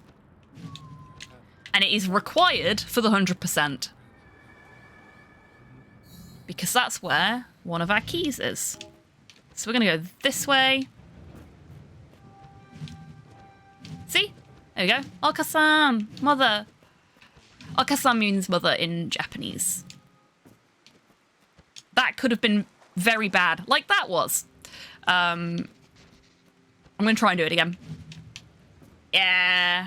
Okay, that, if I can not fail at the tiny platforms here, will actually improve my speeds, I think. I got a little too cozy and fell asleep in my chair by accident. Oh no! Don't worry about that. I love that you were cozy enough that you could doze off. The rest of your stream and practice goes well. Thank you very much, Coffees, and thank you again for the raid. I think it was you that raided earlier. No, it wasn't you that raided earlier, but you did come in with the raid, I think. But yeah, thank you for being here. It's been lovely to have you. Okay, so now we have a surfboard that is actually a floppy disk. You know what a floppy disk is, right, folks? I know there's at least one person in chat that's older than me. And should remember them. Oh, that was smooth. So if you don't dismount from the floppy board quickly enough, you face plant, which takes up extra time, like that. I used some in school. There you go. Yeah, that was a bad dismount as well there.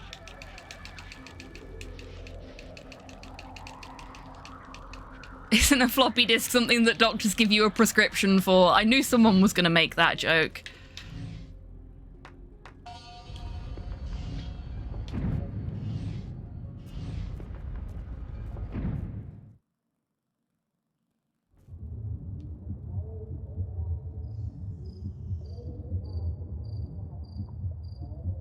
More like the mechanic gives you a prescription.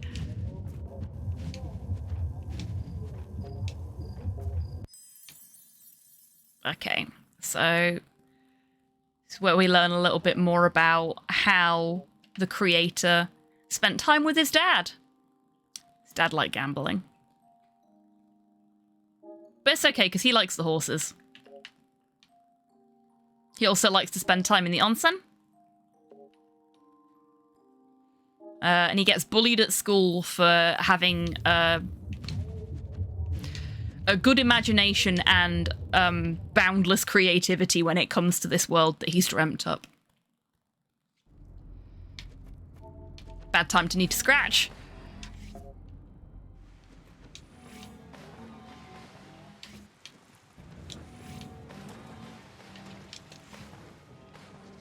There we go.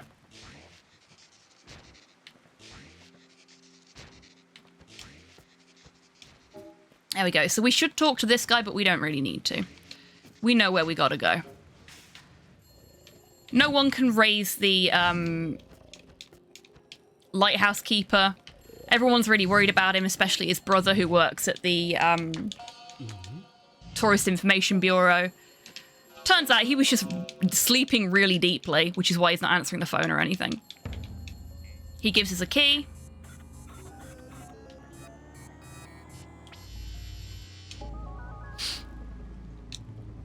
And turns on the lighthouse finally, so now we can head back that way.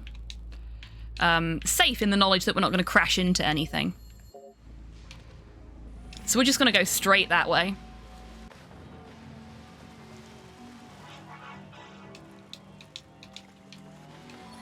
They always talk to you and slow you down, which really bugs me.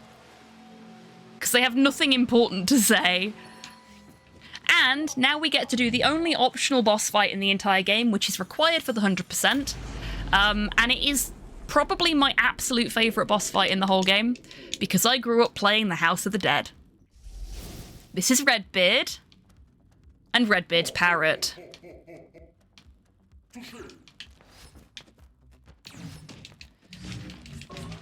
That small thing seems to be the brain.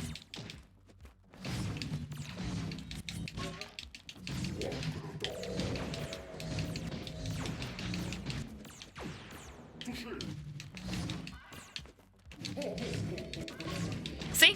He's completely unattackable. We're gonna do some healing while he's doing that, because we're not in a good state. There we go.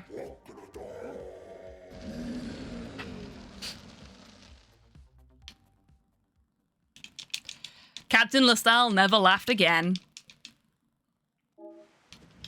And that gets us a backup floppy disk, which is why it's required for 100%. So now we've only got one left to get, which we get right near the end of the game.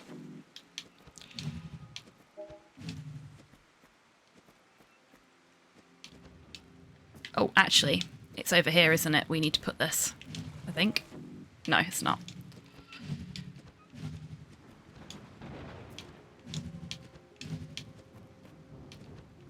So now we've come full circle. This is where we teleported into this world.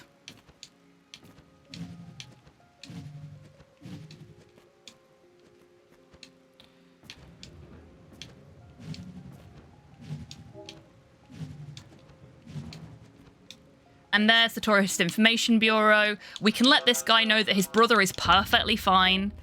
And then we can put this key in here. And go this way. And now we get downstab. Yay! I like downstab. Downstab's fun. Again, it's a little finicky sometimes because of the way the controls are set up, but it looks really cool.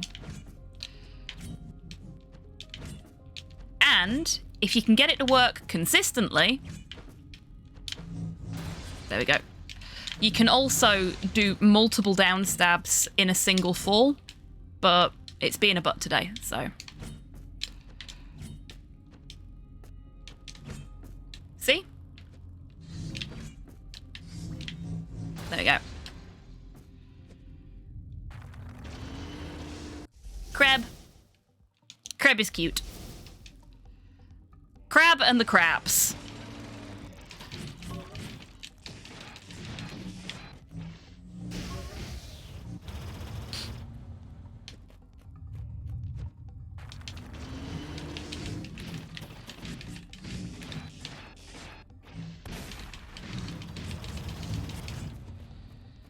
So I tend to find the trick with Crab is to get behind the little fucker and wail on him. But they do, the second you hit them, tend to burrow. So ranged attacks are good if you can do them.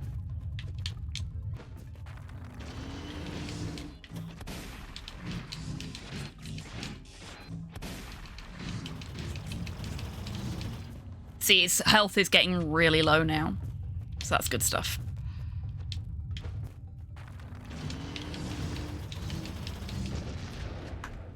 That's Crab done. And that was another rainbow split. Nice. So we got a couple of rainbow splits. And now we're going to say hello to the friendly neighborhood cultists.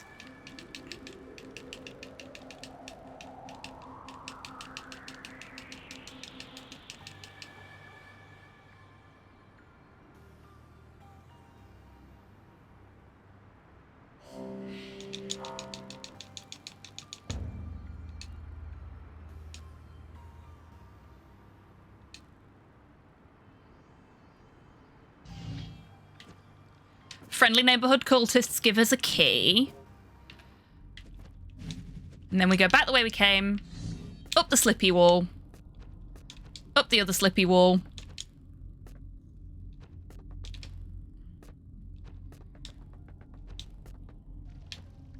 Oh, shit. I botched that. There we go. And we don't go that way. We do go this way. We leave. And we head this way.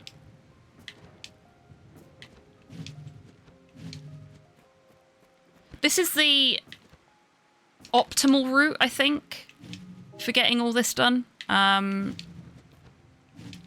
Least amount of backtracking required this way. Because I used to do Crab first and then do Redbeard, but I think doing Redbeard on the way to Crab makes more sense. Because we don't have to go that far on this island ever again, really.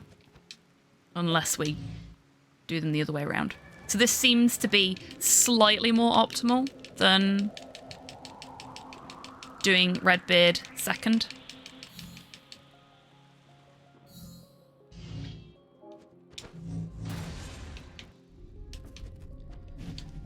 Go this way. We talk to the guru, who gives us a key for the onsen.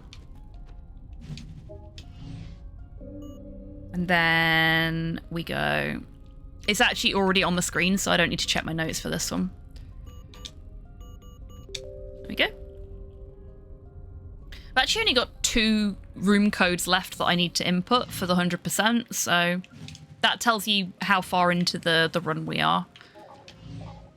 We're getting there with the optional shit. So now we're in the onsen, which are Japanese-style hot baths. Press this button and go in here.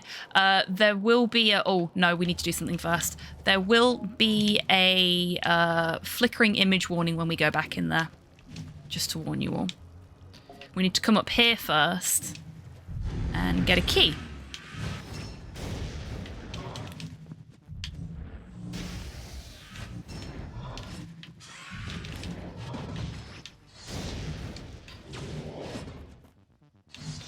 Oh, geez.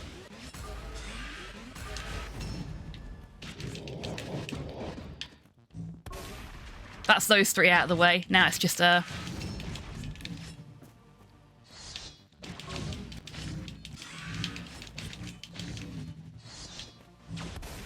we go. Soul Rippers are cool. You can kind of bait these guys. So once you hit them in their cloaked form, they then reappear. Oops.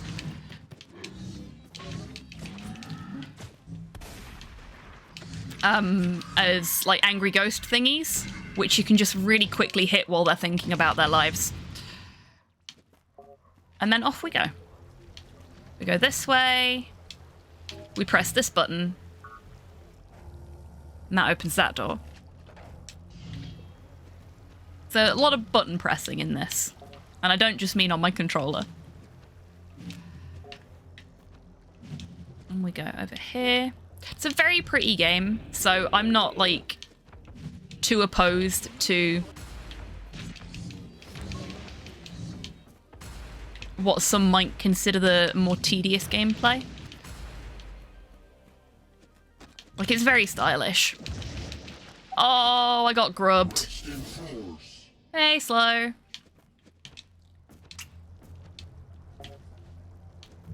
Right, let's try that again without getting murdered.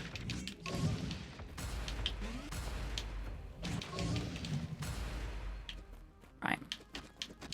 Grubs fall from the sky. Bats come in to make everything worse. We heal. While we wait for the Inquisitor.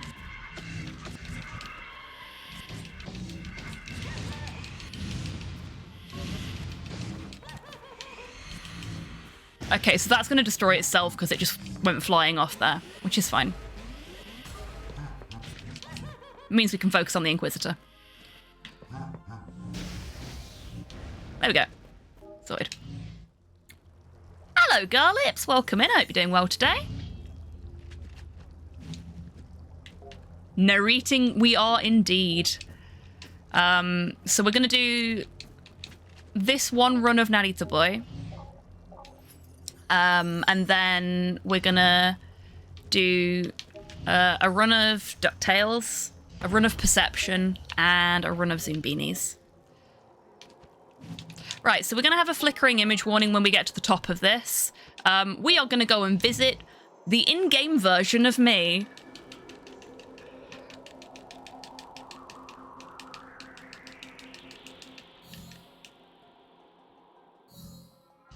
This is the Perpetual Glitch. The Perpetual Glitch is very nice, and they give us a key.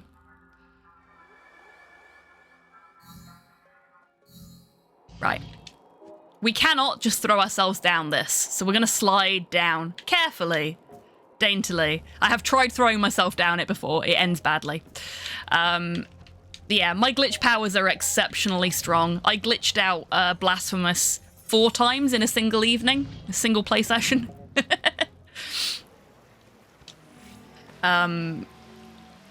It's a gift. Or a curse, depending on how you want to look at it.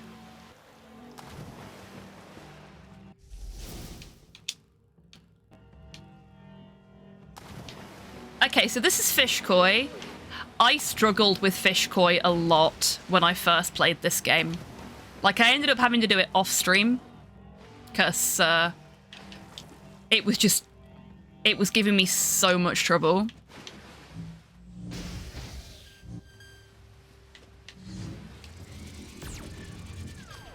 But actually, now that I'm used to the fight, as much as I still get hit, it's not so bad.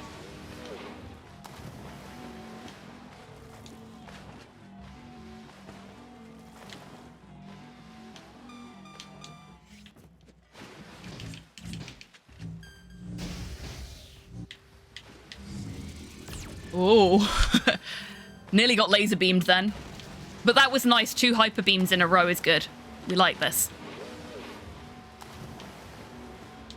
Ow.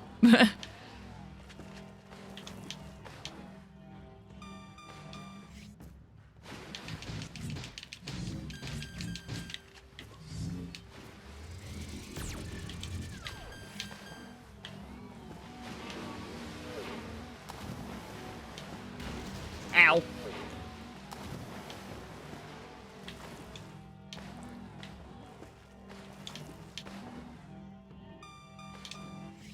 This should be it.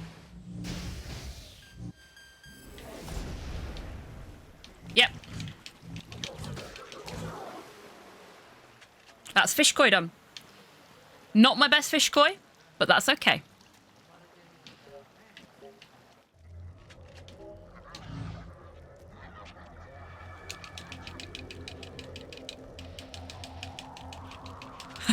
We are over at the moment, Garlips, but we've had 2 rainbow splits, so I'm quite happy with that, because it's been over a month since I last practiced this, and I am rusty as all fuck. Discovering surfaces previously lost to mountains of tat. I have been there. Fish turned into a tasty dish, indeed. I mean, there was a dude inside the fish, and I don't know about you, but I'm not a big fan of Soylent Green.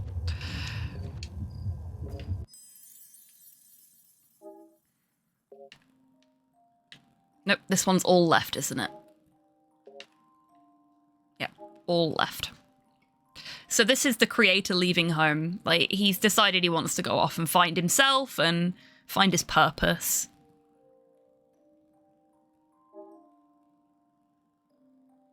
As you can see. And then he finds something he wasn't expecting to find. He finds love.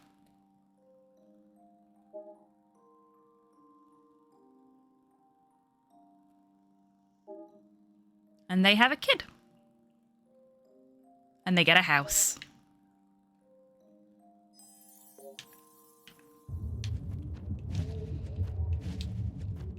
Oh yeah, definitely Garlips.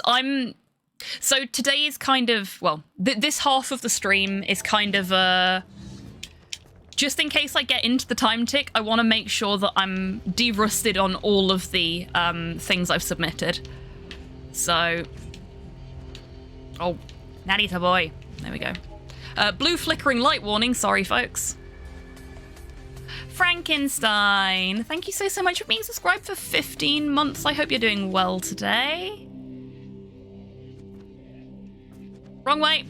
Wrong way. FRNKNSTN has been a sub for 15 months. And we are on to the Very final naughty. house. Red flickering light warning.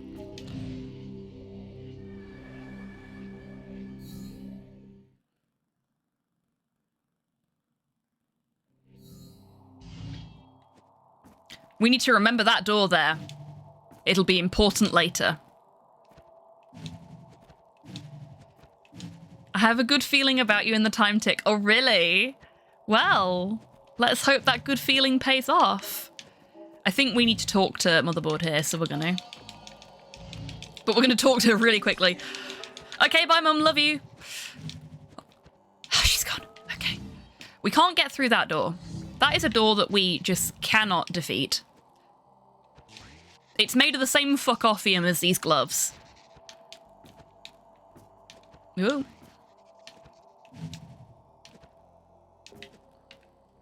This gave me so much trouble on my first playthrough. Like, it was so difficult for me to do. Folks that were here for my initial playthrough, for my casual playthrough, will remember that, I'm sure, because it was very painful for all of us. So we've just opened this door. Oh no, an eat coder. Oh, and it immediately kills me because I've got no health. Yep. That's what I get for being snarky. This is what I'm talking about. This is a super rusty run because I'm so low on health all the time. I'm taking too many hits. But that's okay. There we go. That's what I was trying to do. Would have been nice if I'd have looked cool doing it instead of looking like a fool, but oh well.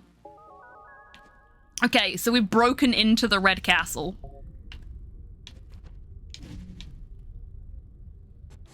And we're definitely going the right way, because now this thing's trying to kill us again. Let's get rid of this asshole, because he's gonna put laser beams everywhere. And that's gonna make dealing with her very difficult.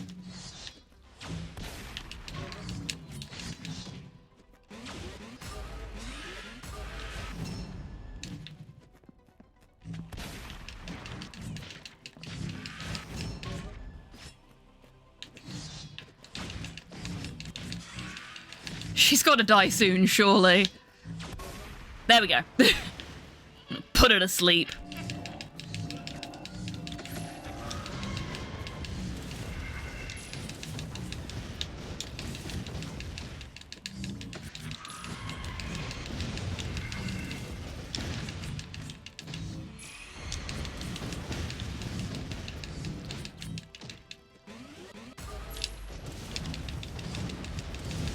There we go. That's the witch out of the way. Just some bads to deal with there. And the big guy. Nope. Oh, do we have a... We do. Every time I use the laser beam on one of those, there's a daddy bomb straight afterwards, and I always forget.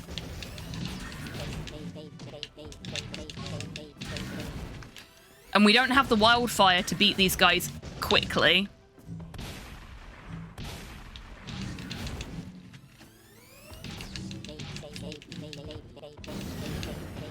That's one down.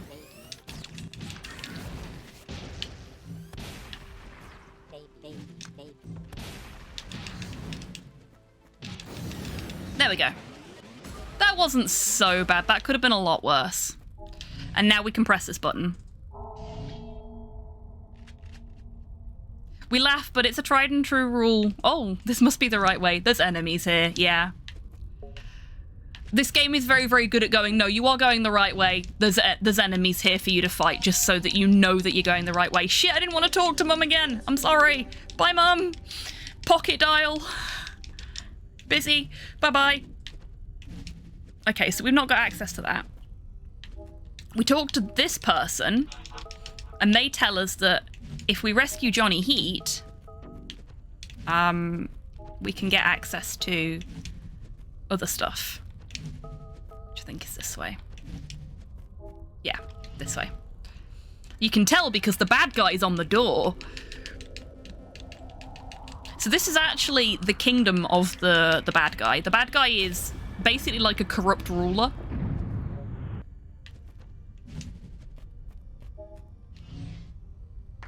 We didn't need to do that either.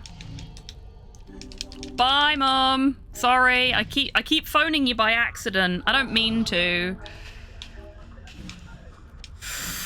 I am the worst digital child ever. By the end of this, Motherboard's gonna be like, I have no Narita, son.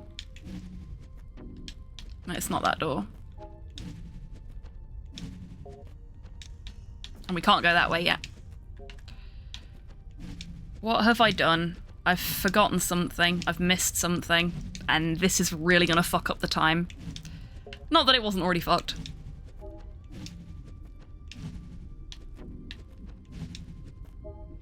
Is it you? No. Oh. Silly me. We did this outside. There we go. I missed!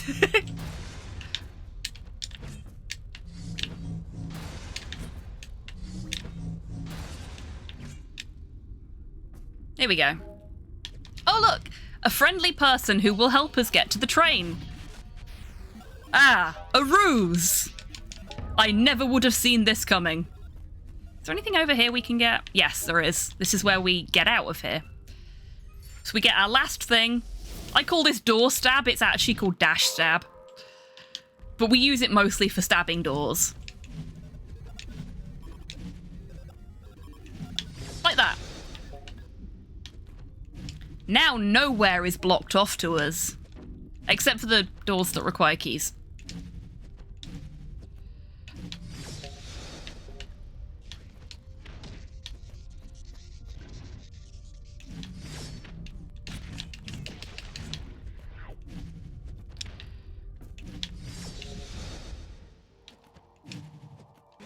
We're gonna heal here because we're gonna need to. Because... Oh, this is a bit of a body horror and flickering images warning for people. Because this enemy is interesting. I like white noise. White noise is also a fun fight, but it likes to vor you.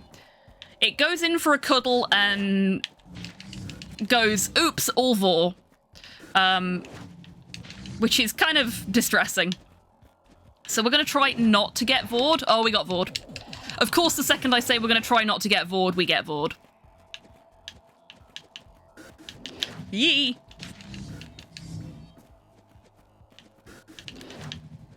No! No tasty cuddles for you. Oh, tasty cuddles for you. Yeah, these are very definitely danger hugs. Ah, shit. Also, the floor peens are weird. I was hoping to get some iframes out of my, No! We're gonna die. Yep. I needed to heal there, but couldn't because of the floor peens. Okay. So, no hyper beam during floor peen time. No healing during floor peen time. Really? If we're gonna... What? We're gonna hyper beam, it needs to be there at the beginning of the fight before white noise starts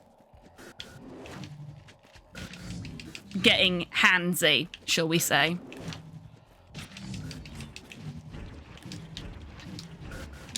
Oh, that was mean. I was coerced into that cuddle.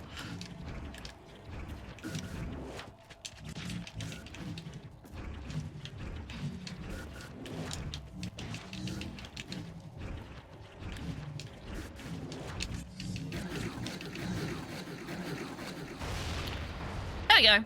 Much better the second time. Okay, so we're not gonna go where we're supposed to. We're gonna go all the way back here. Because we've got a door to stab. Here we go. Not like that, though. There we go. This is completely optional, unless you're doing 100% run.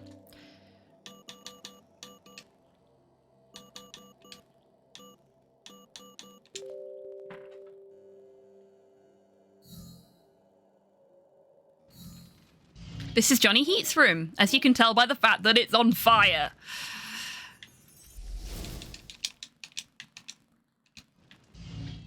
And now we have all of the backup floppy disk bits that we can pick up. I think. I hope. I always miss the Johnny Heat one in runs and then I'm devastated about it, but no, I think I've got them all now.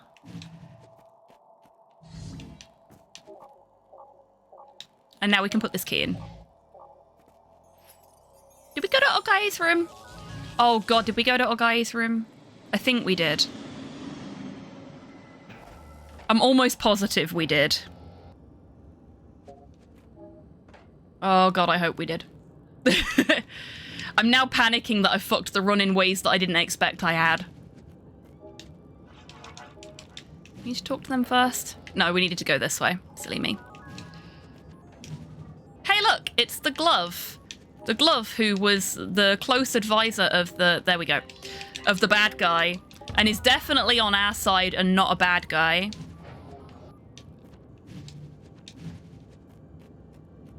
Oh, we need to go and get Johnny Heat. That's what we need to do. So we get this from the glove, who is very definitely our friend and not our enemy.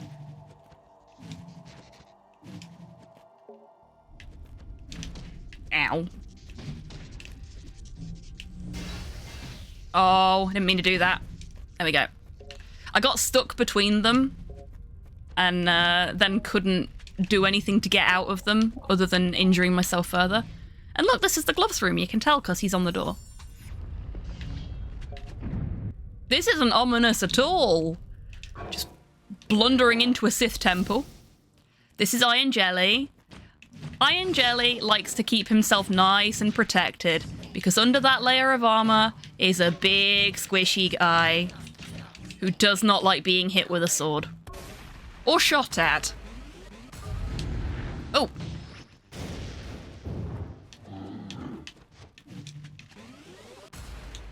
Actually, can I? No. Not enough power.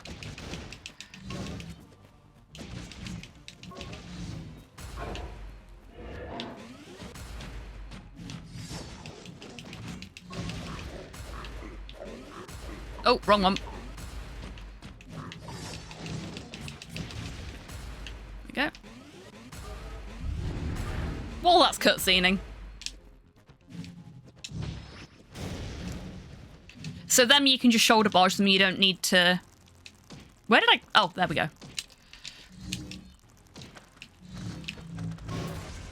Oh, that was nice and tidy. Initially. I need some health. There we go. And that one grub? Yeah.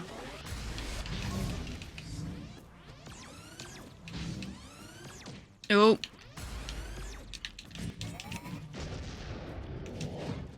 We'll deal with this guy first. Preferably not by getting stuck behind him, though.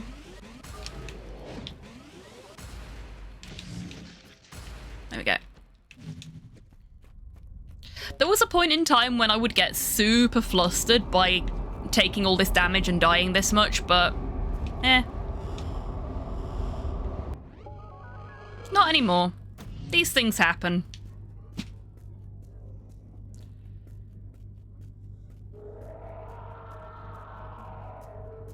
Hi, Johnny Heat. Let's rescue you. This couldn't possibly be a trap.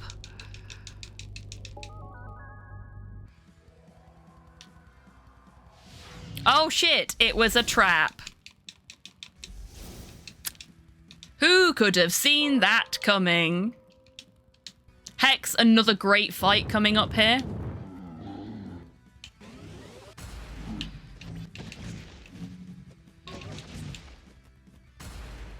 Oh, no, we've still got some left.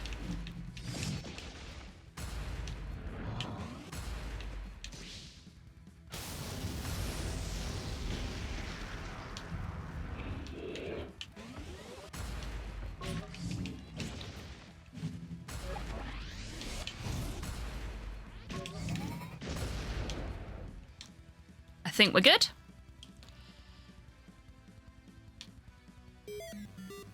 Yeah, that's fair, Garlips. Hex is so cool. What an amazing design for a boss.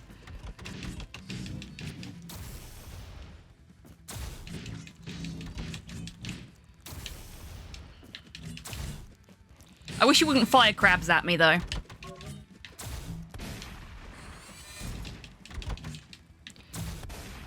Oh.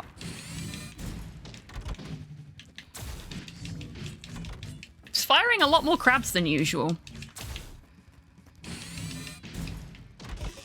There we go. Oh!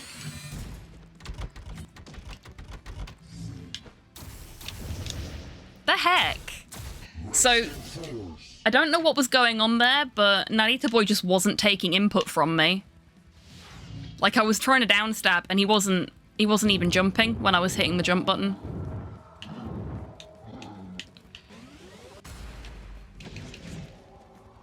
It's really weird.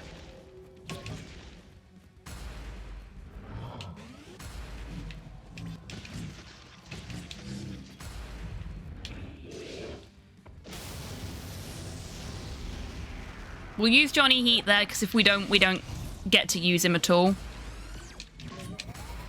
Whoa. That was okay. That was okay. Let's try this again. We're already a good 5 minutes over, I think, so... I'm not too precious about...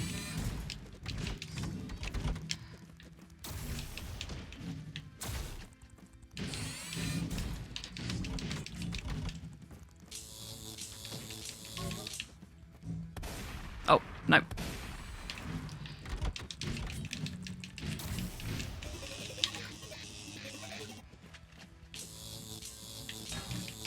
Oops. I was a bit too eager then.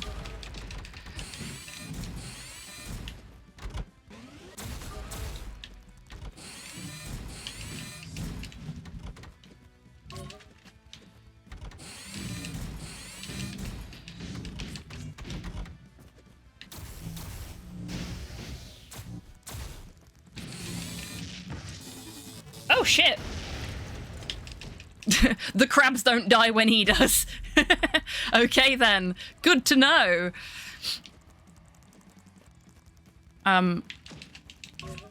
Rude. I always thought they died when Hex died. I guess not. Either that or I've bugged the game out again. Which, let's face it, definitely possible.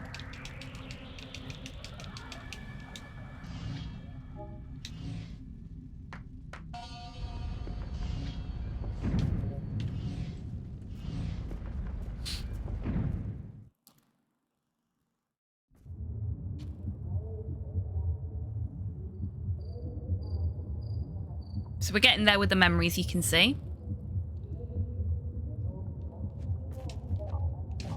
Oh, no, I did. I got all of them. So we're going to do this while we're here. Just so that I don't have to do it later. It's going to screw up this specific split, but meh. I don't care. I haven't decided on when the best point is to actually just do that memory. I feel like the second you've got all of the floppy disks, you may as well just get it out of the way. So, as you can probably tell from what's going on in the background here, the creator kind of screwed things up by spending too much time on his computer and not enough time with his wife and kid. So she left and she took the kid with her. He had a good thing going, and he fucked it up.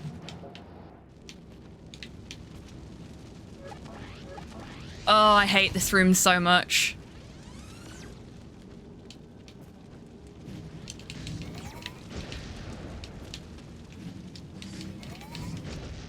Okay, that wasn't so bad. It's usually a lot worse than that.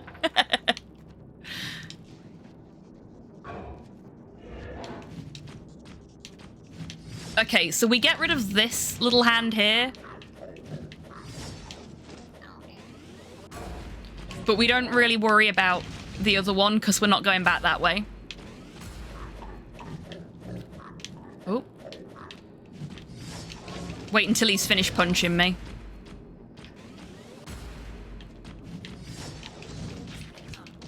Ow. We're going to quickly heal before we move on because our health is not looking good.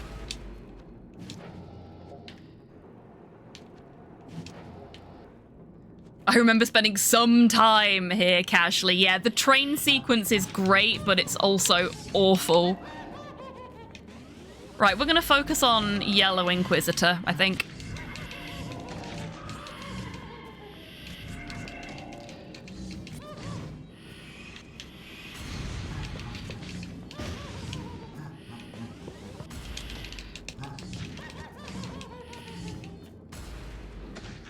Oh, I'm low on health. Okay, we're not going to worry about that for a moment. There we go. That's yellow done. Where is he? There we go.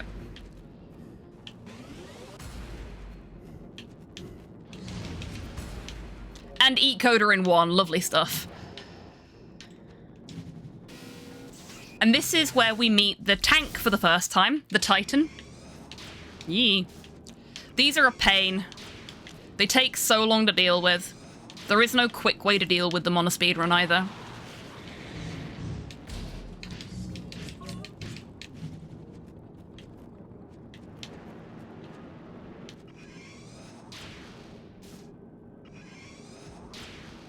You can only attack them from behind, and they only take damage when they're stunned.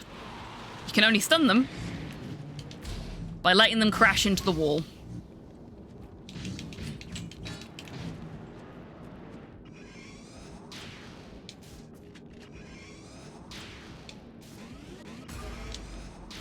Cheeky danger heal there.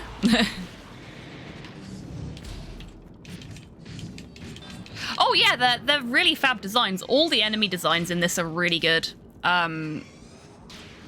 Except for the eat coda. Fuck the eat coda.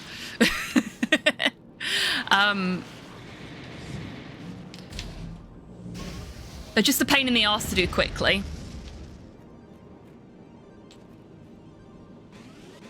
Let's get another heal in while we've got the chance. We want to get to the end of the train sequence with as much health as possible. Because of course there's a boss at the end of the train sequence.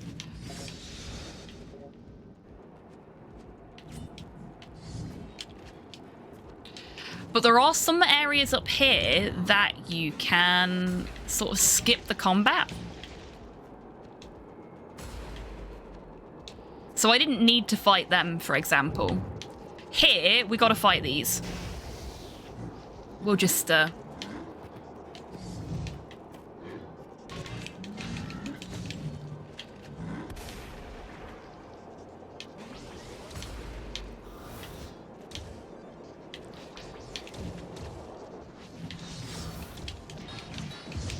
Yeah, no, that was gonna get me killed either way.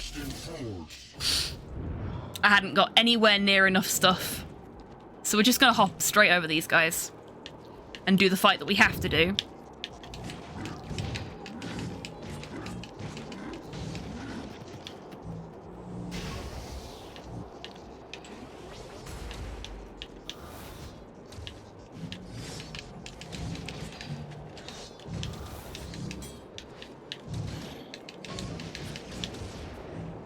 Oh, I wasted my shot.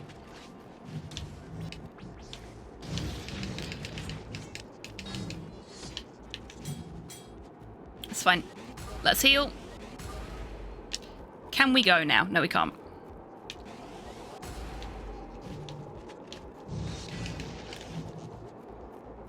Can we go now? Yes. Oh, that's not a lot of health. We're gonna die again. There's no way I'm gonna survive this.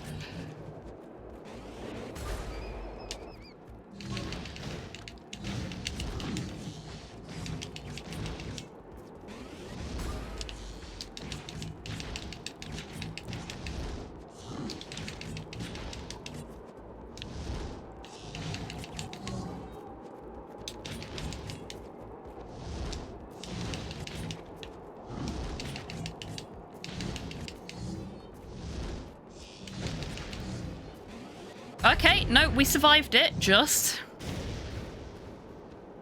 And now we can carry on. And we've got to deal with this asshat.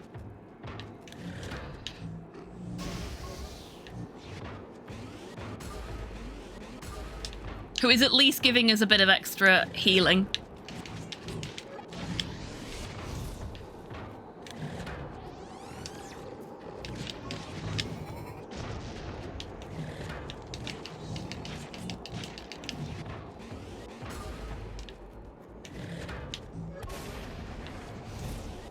There we go. Okay.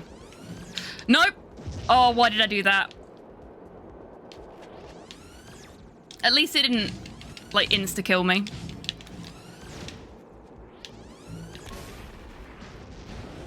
I've wasted all that health I had stored there, though. That's a real shame. 'Cause we're where we need to be now. And we're not fighting that lot. Fuck that noise. We are likely to die doing this the first time, but that's okay. Oh no! It was a ruse. The glove is an enemy.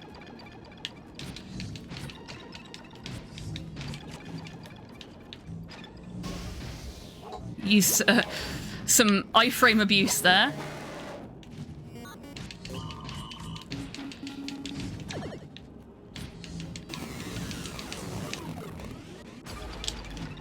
Got him into phase 2 already, that's nice.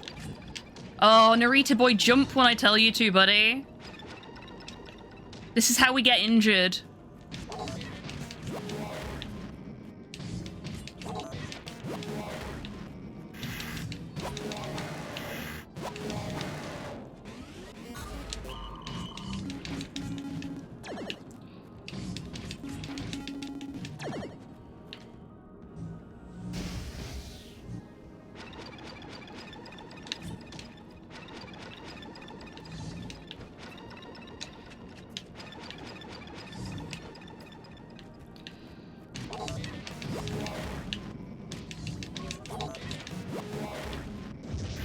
Oh no, I got caught by the flash. That's a pity.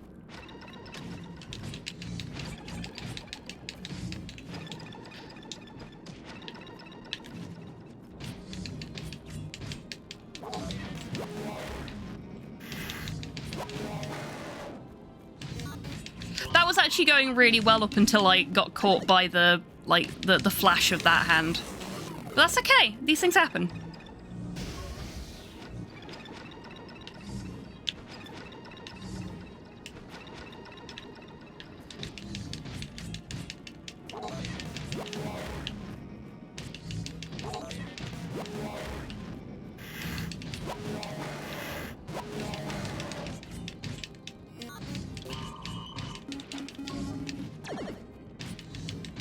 We're doing okay. See? Phase 3. No, he didn't turn around when I told him to. Oh, what a waste.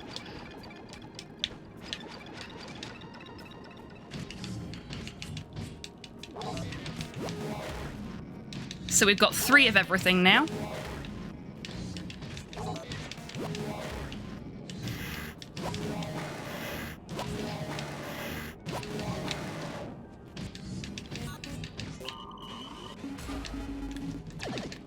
Oh, that still hit me. That's annoying.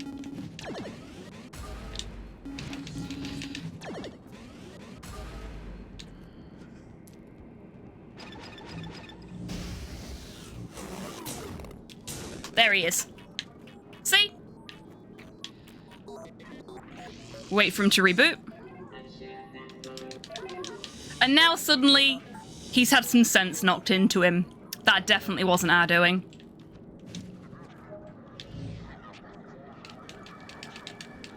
But yeah, these things happen, and I used to struggle with the glove a lot, so doing it in 2 when I went in with low health, I'm okay with that.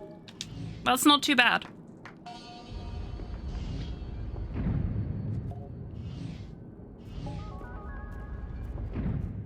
And we've actually only got 1 fight left now.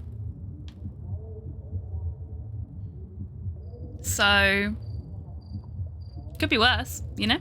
We're right near the end of the run, and we are over my PB, but that's okay.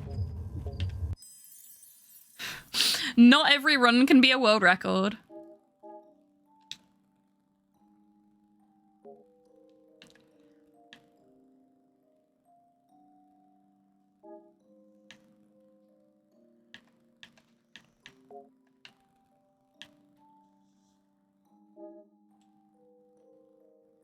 I screwed that up a little bit because I was expecting the door to be nearer than it was. See, we've got so few memories left to unlock.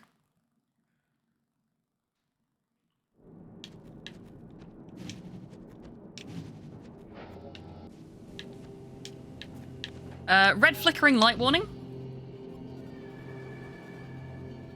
That's the red house done. So now all we've got left to do is the Citadel.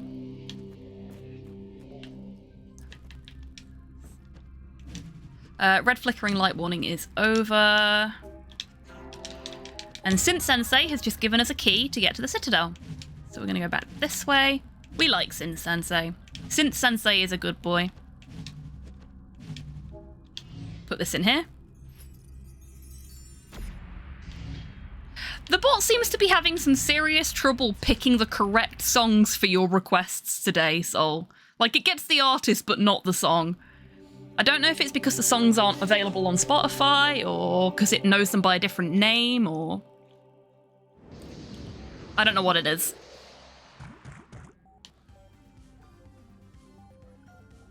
It might be because you're putting the dash in there. You shouldn't need to do that. Now we're getting plot about the fact that Motherboard's been kidnapped and there's kaijus in the city. We love a kaiju here.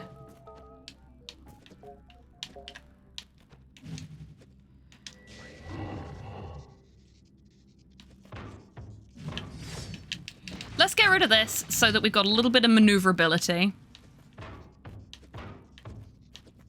I'm going to wait for this guy to come over here a little bit more.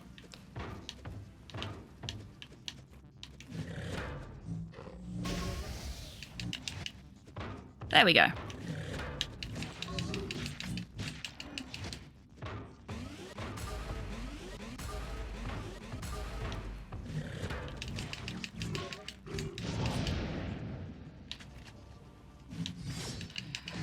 Kaijus are lovely, but they do leave a bit of a mess. It's rewarding, but cleaning up afterwards is hard. Yeah, that's fair.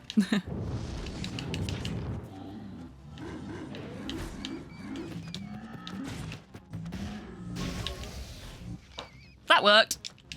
Not quite as well as I wanted it to, but it worked.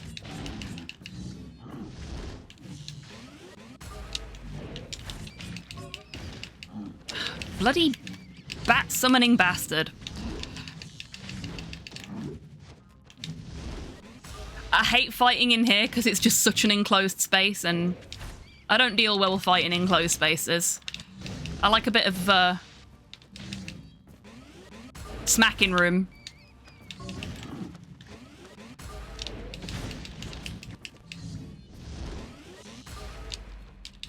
God, this necromancer feels beefier than they normally do. There we go.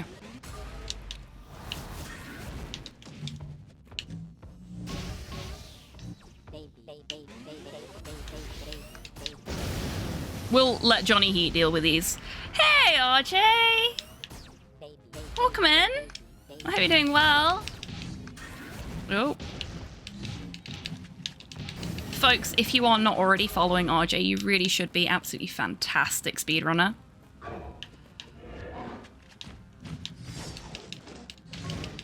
Fellow member of the Pace Pals, in fact.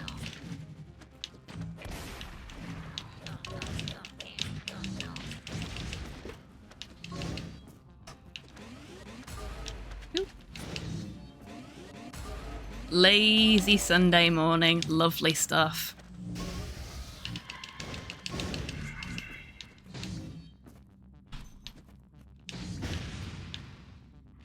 Go on. Off you go. Bye-bye.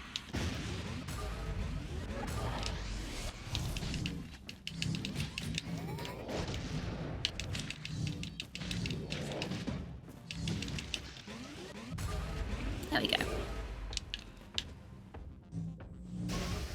I don't think we've got any more daddy bombs to deal with, so this should be fine.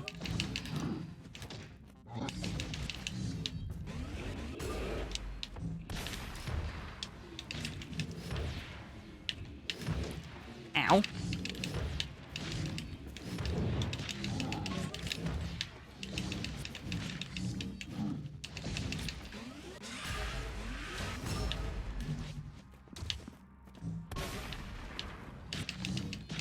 Get a shot in on her whilst also killing the jumper. Oh, I missed that jumper. There we go.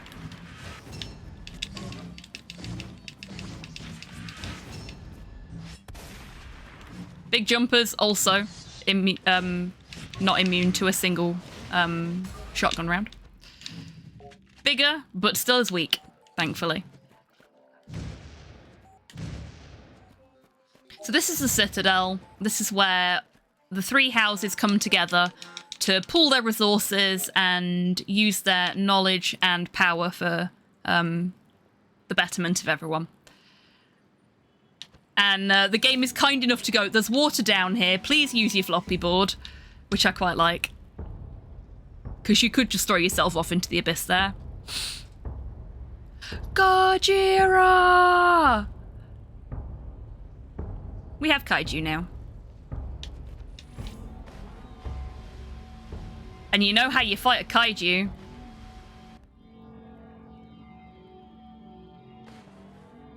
Yo.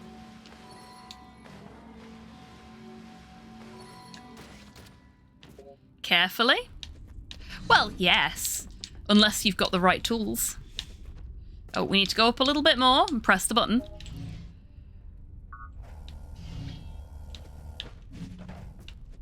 That was kind of cool until I went too far.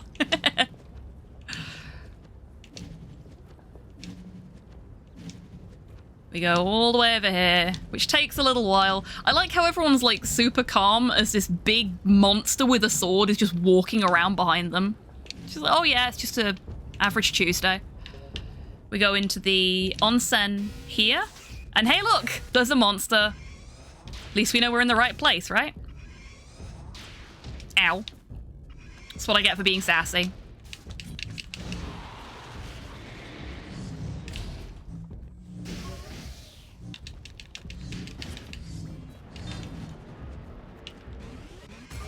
Danger heal. Oh no.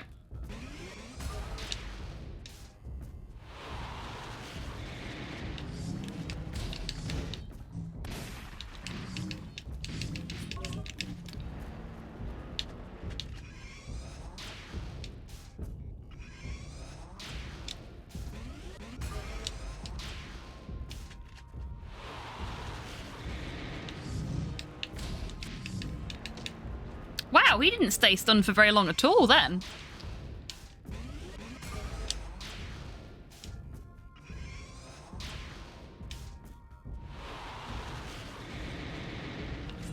Oh, shit.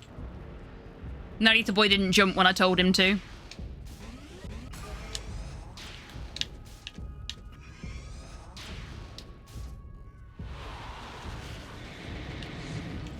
There we go. I was so close to defeating it as well. No.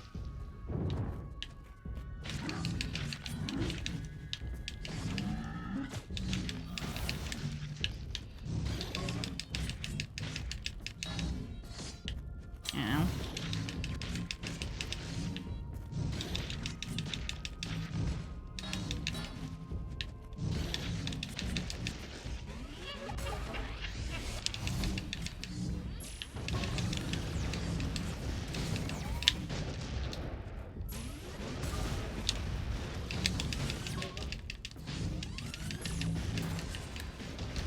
Ow.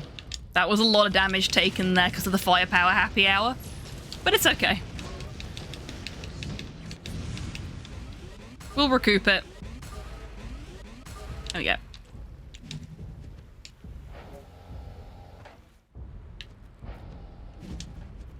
And here we are, back where we were earlier. we get a key.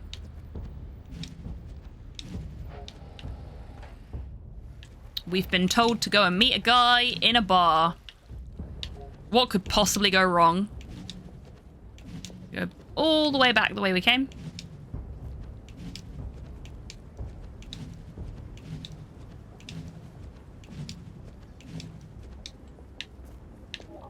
Put the key in the door.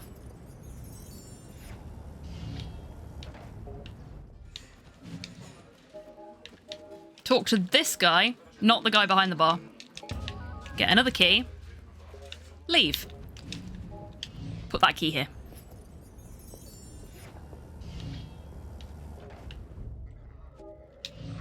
Another memory time. You can tell that we're getting close to the end of the game because they're putting less and less space between the memories again.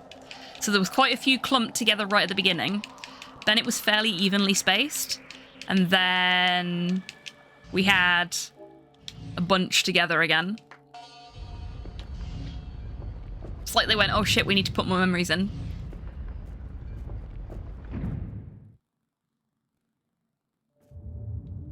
I think we've only got 2 left to do. This one and the final one that's right at the end of the game. Might be 3. We'll see.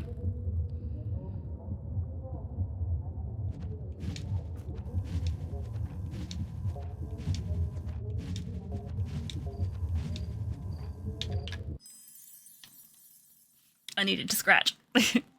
Can't run and scratch at the same time. So the creator kind of maybe started a cult and the cult got arrested. I've got 2 left now. But he still kept doing his culty stuff in prison, which is clearly a sensible way to show that you are a reformed person. Oh shit, I forgot a flickering image warning here. Come on, there we go.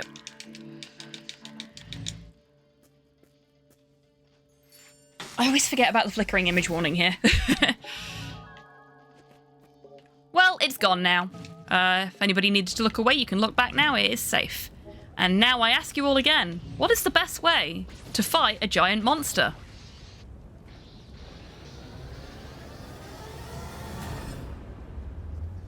With a giant robot, naturally. An absolutely fantastic little segment here. I love this fight. It's a very pretty fight.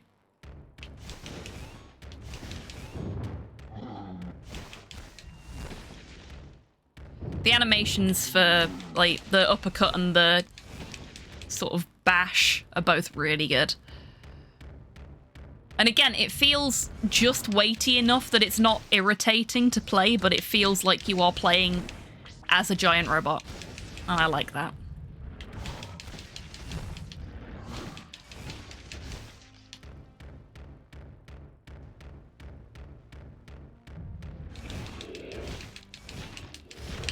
Ow. There we go.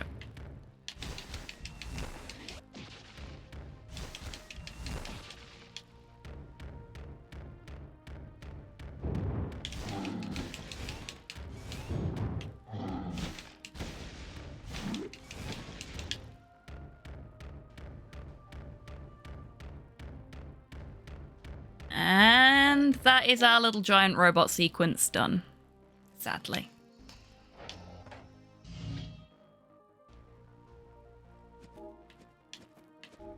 Oh, I don't think we actually need to do that, do we? No, we don't. So we won't. We're not going to talk to Mother.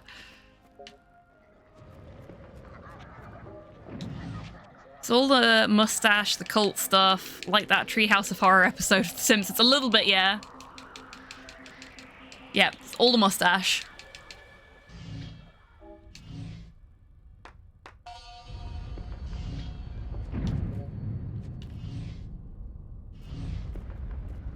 It's amazing how many things Simpsons manages to crib off of, especially for the Treehouse of Horrors.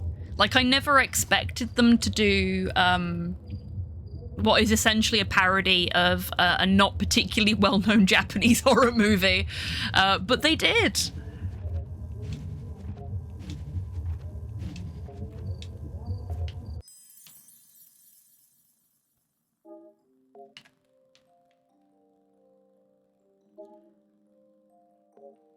Creator is a reformed man now that he's finished his cult and been in prison and stuff. So he works on a computer. His own special design with a game of his own special design. And because he doesn't like the bigwigs that offer him loads of money for it and the stipulations they have for it, he markets it himself.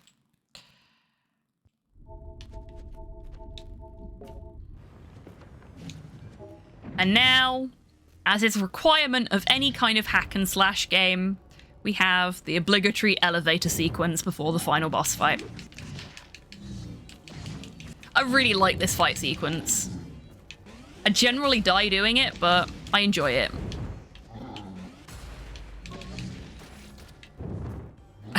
Accidentally got my floppy board out then, because it's on the same button as turning my powers off.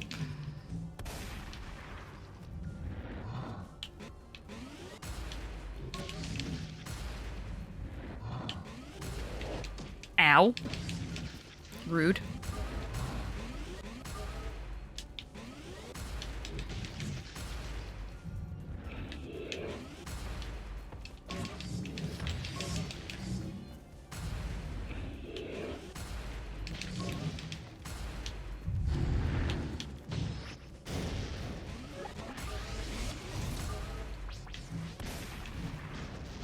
I got all three of them at once then. Nice.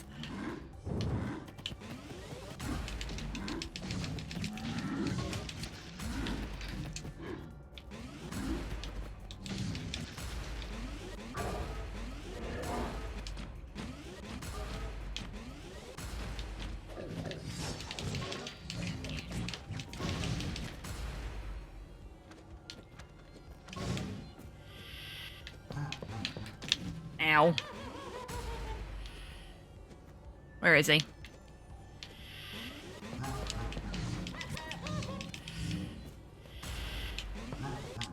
Wrong button. Come on. You little coward.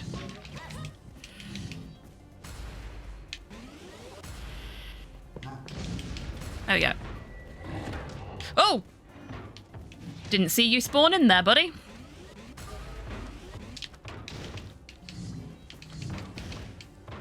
And for some reason, I was completely unable of hitting those bats. That's fine.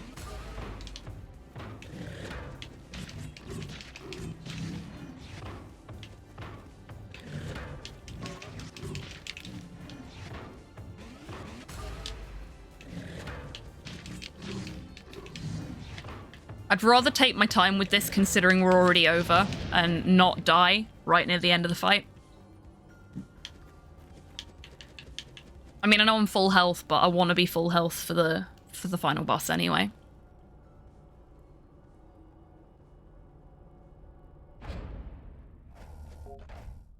Here we go. Watch out, everyone. He's going to get monologuing in a second. And we've got some, like, more proper fucking Akira shit going off in the background.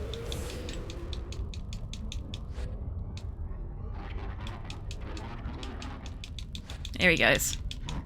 I hope Behold worked there, because I'm not sure if anything works anymore after StreamerBot had some updates. So if it didn't, please do let me know and I'll refund it. It did. Good.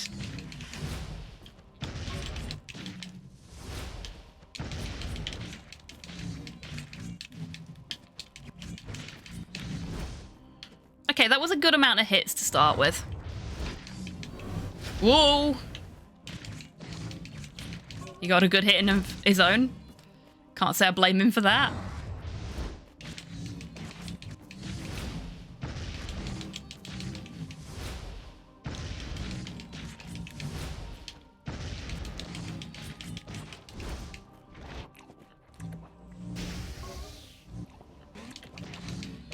Nah, we'll just wail on him.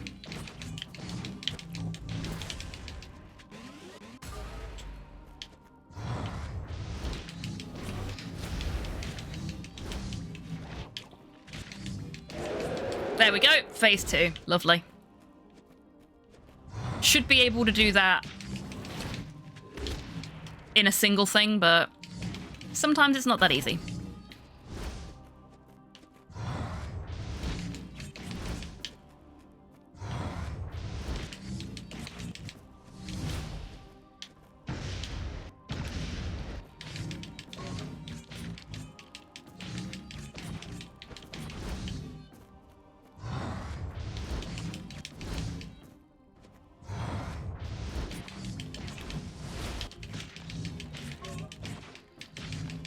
He's doing a lot of hanging about. I'm quite surprised.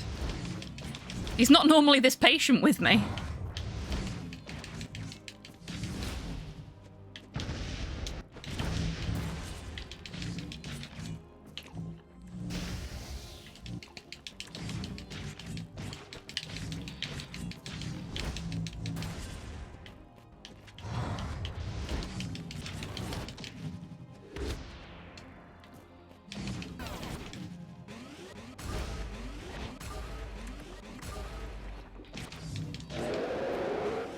There we go. Phase 3. This is where things get really interesting.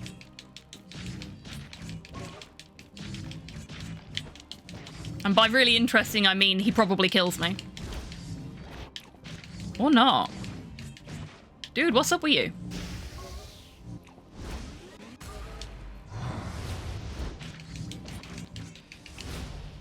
Ah, I dodged the wrong way.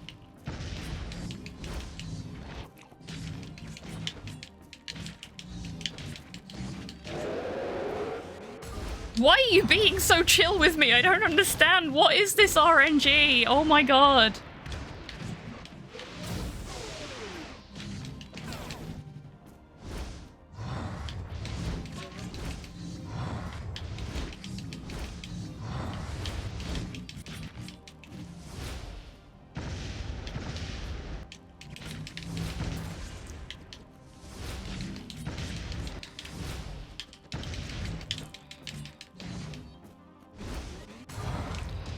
Oh, I tried to dodge out the way of that and couldn't manage it in time.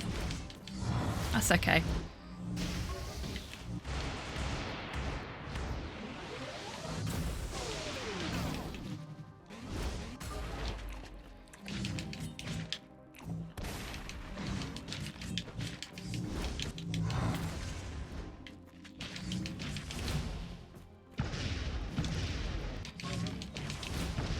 Ow.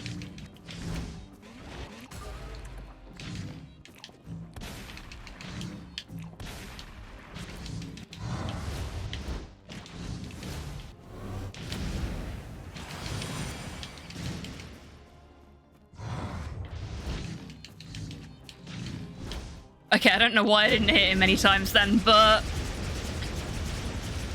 he's dead, so it doesn't matter.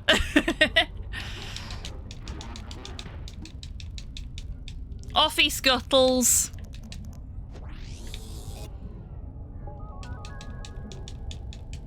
Oh, Hans, I'm so sorry to hear that. Oh no, wrong way. So now we've got an unskippable cutscene, which I am going to take the opportunity to have a drink during. And we're nearly at the end of the run.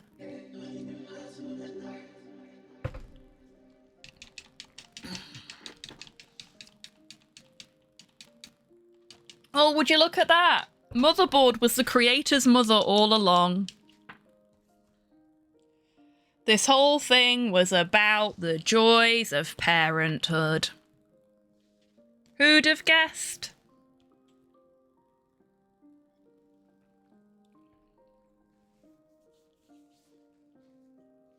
In all seriousness, though, I do love this game. It is, as Garlips has pointed out when he played it for the first time, it's very chatty, too chatty in places, but it's a beautiful game, and if you're just rattling through it and not talking to anyone, then you don't have to worry about it being a chatty game. Makes a great speedrun game as a result. Slightly better speedrun game when I'm not rusty as all heck.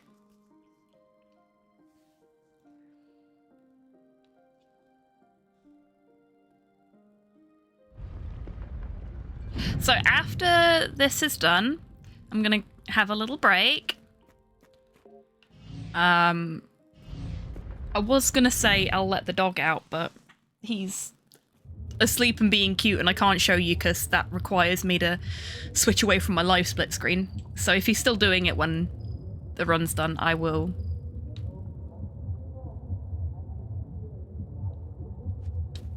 show you.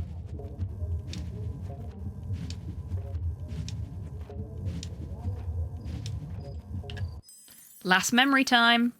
We're not gonna pay any attention to it though, cause heck that. I just realised that one of the characters that's unloading stuff from the van and on the left-hand side of that first panel of the memory looks exactly like Richard Ayoade.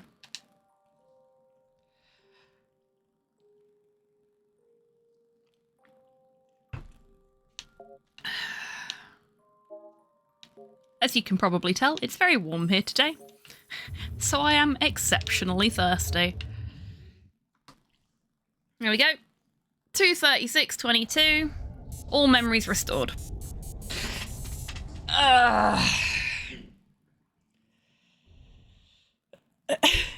Common hobby tan win. Thank you very much.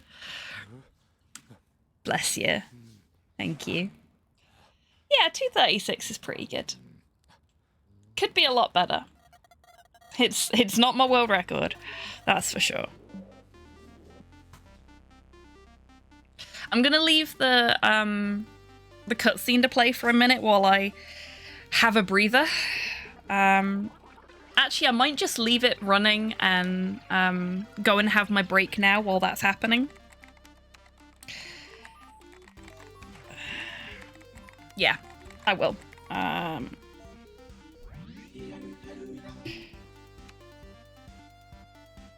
You can have Sleepy Papa Cam while I'm having my break.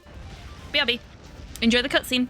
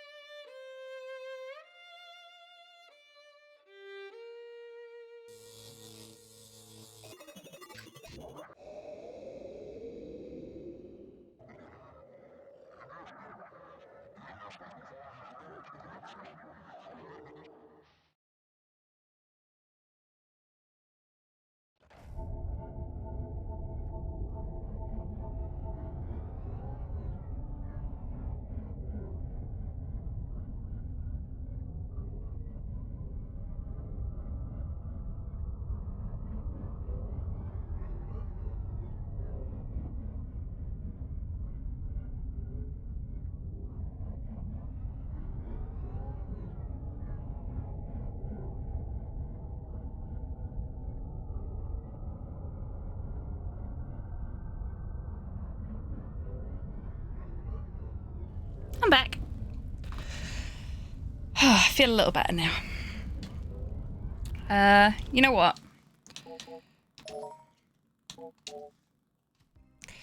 We don't need to watch the ending. It's not required for the run. Let's... Okay, so bearing in mind, it's been a month since I last ran this game, when I set a new world record for it.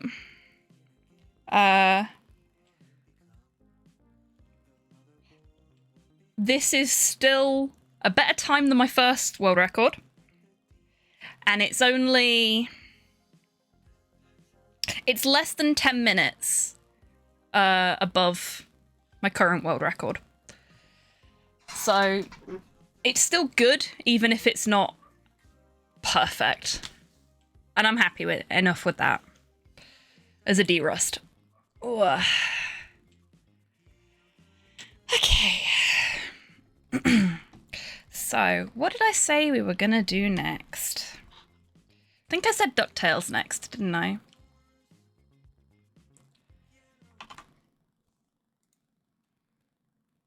I did. DuckTales next. Oh, it's still set to Loom. It was supposed to be Narita Boy. Why didn't it change? Oopsie.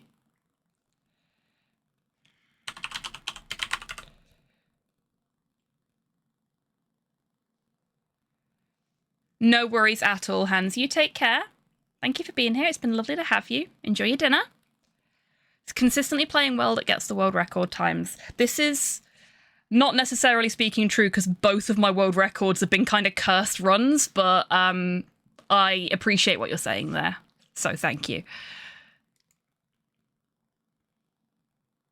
Right. Oh, it had updated its Narita Boy, and now it's not updated it to DuckTales. I think OBS is just having a time. I'll try again.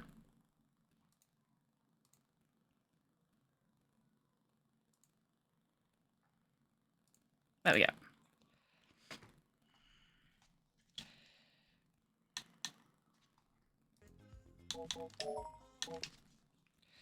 So that's 1 of 4 runs done. We're doing good. It's the longest of the runs out of the way.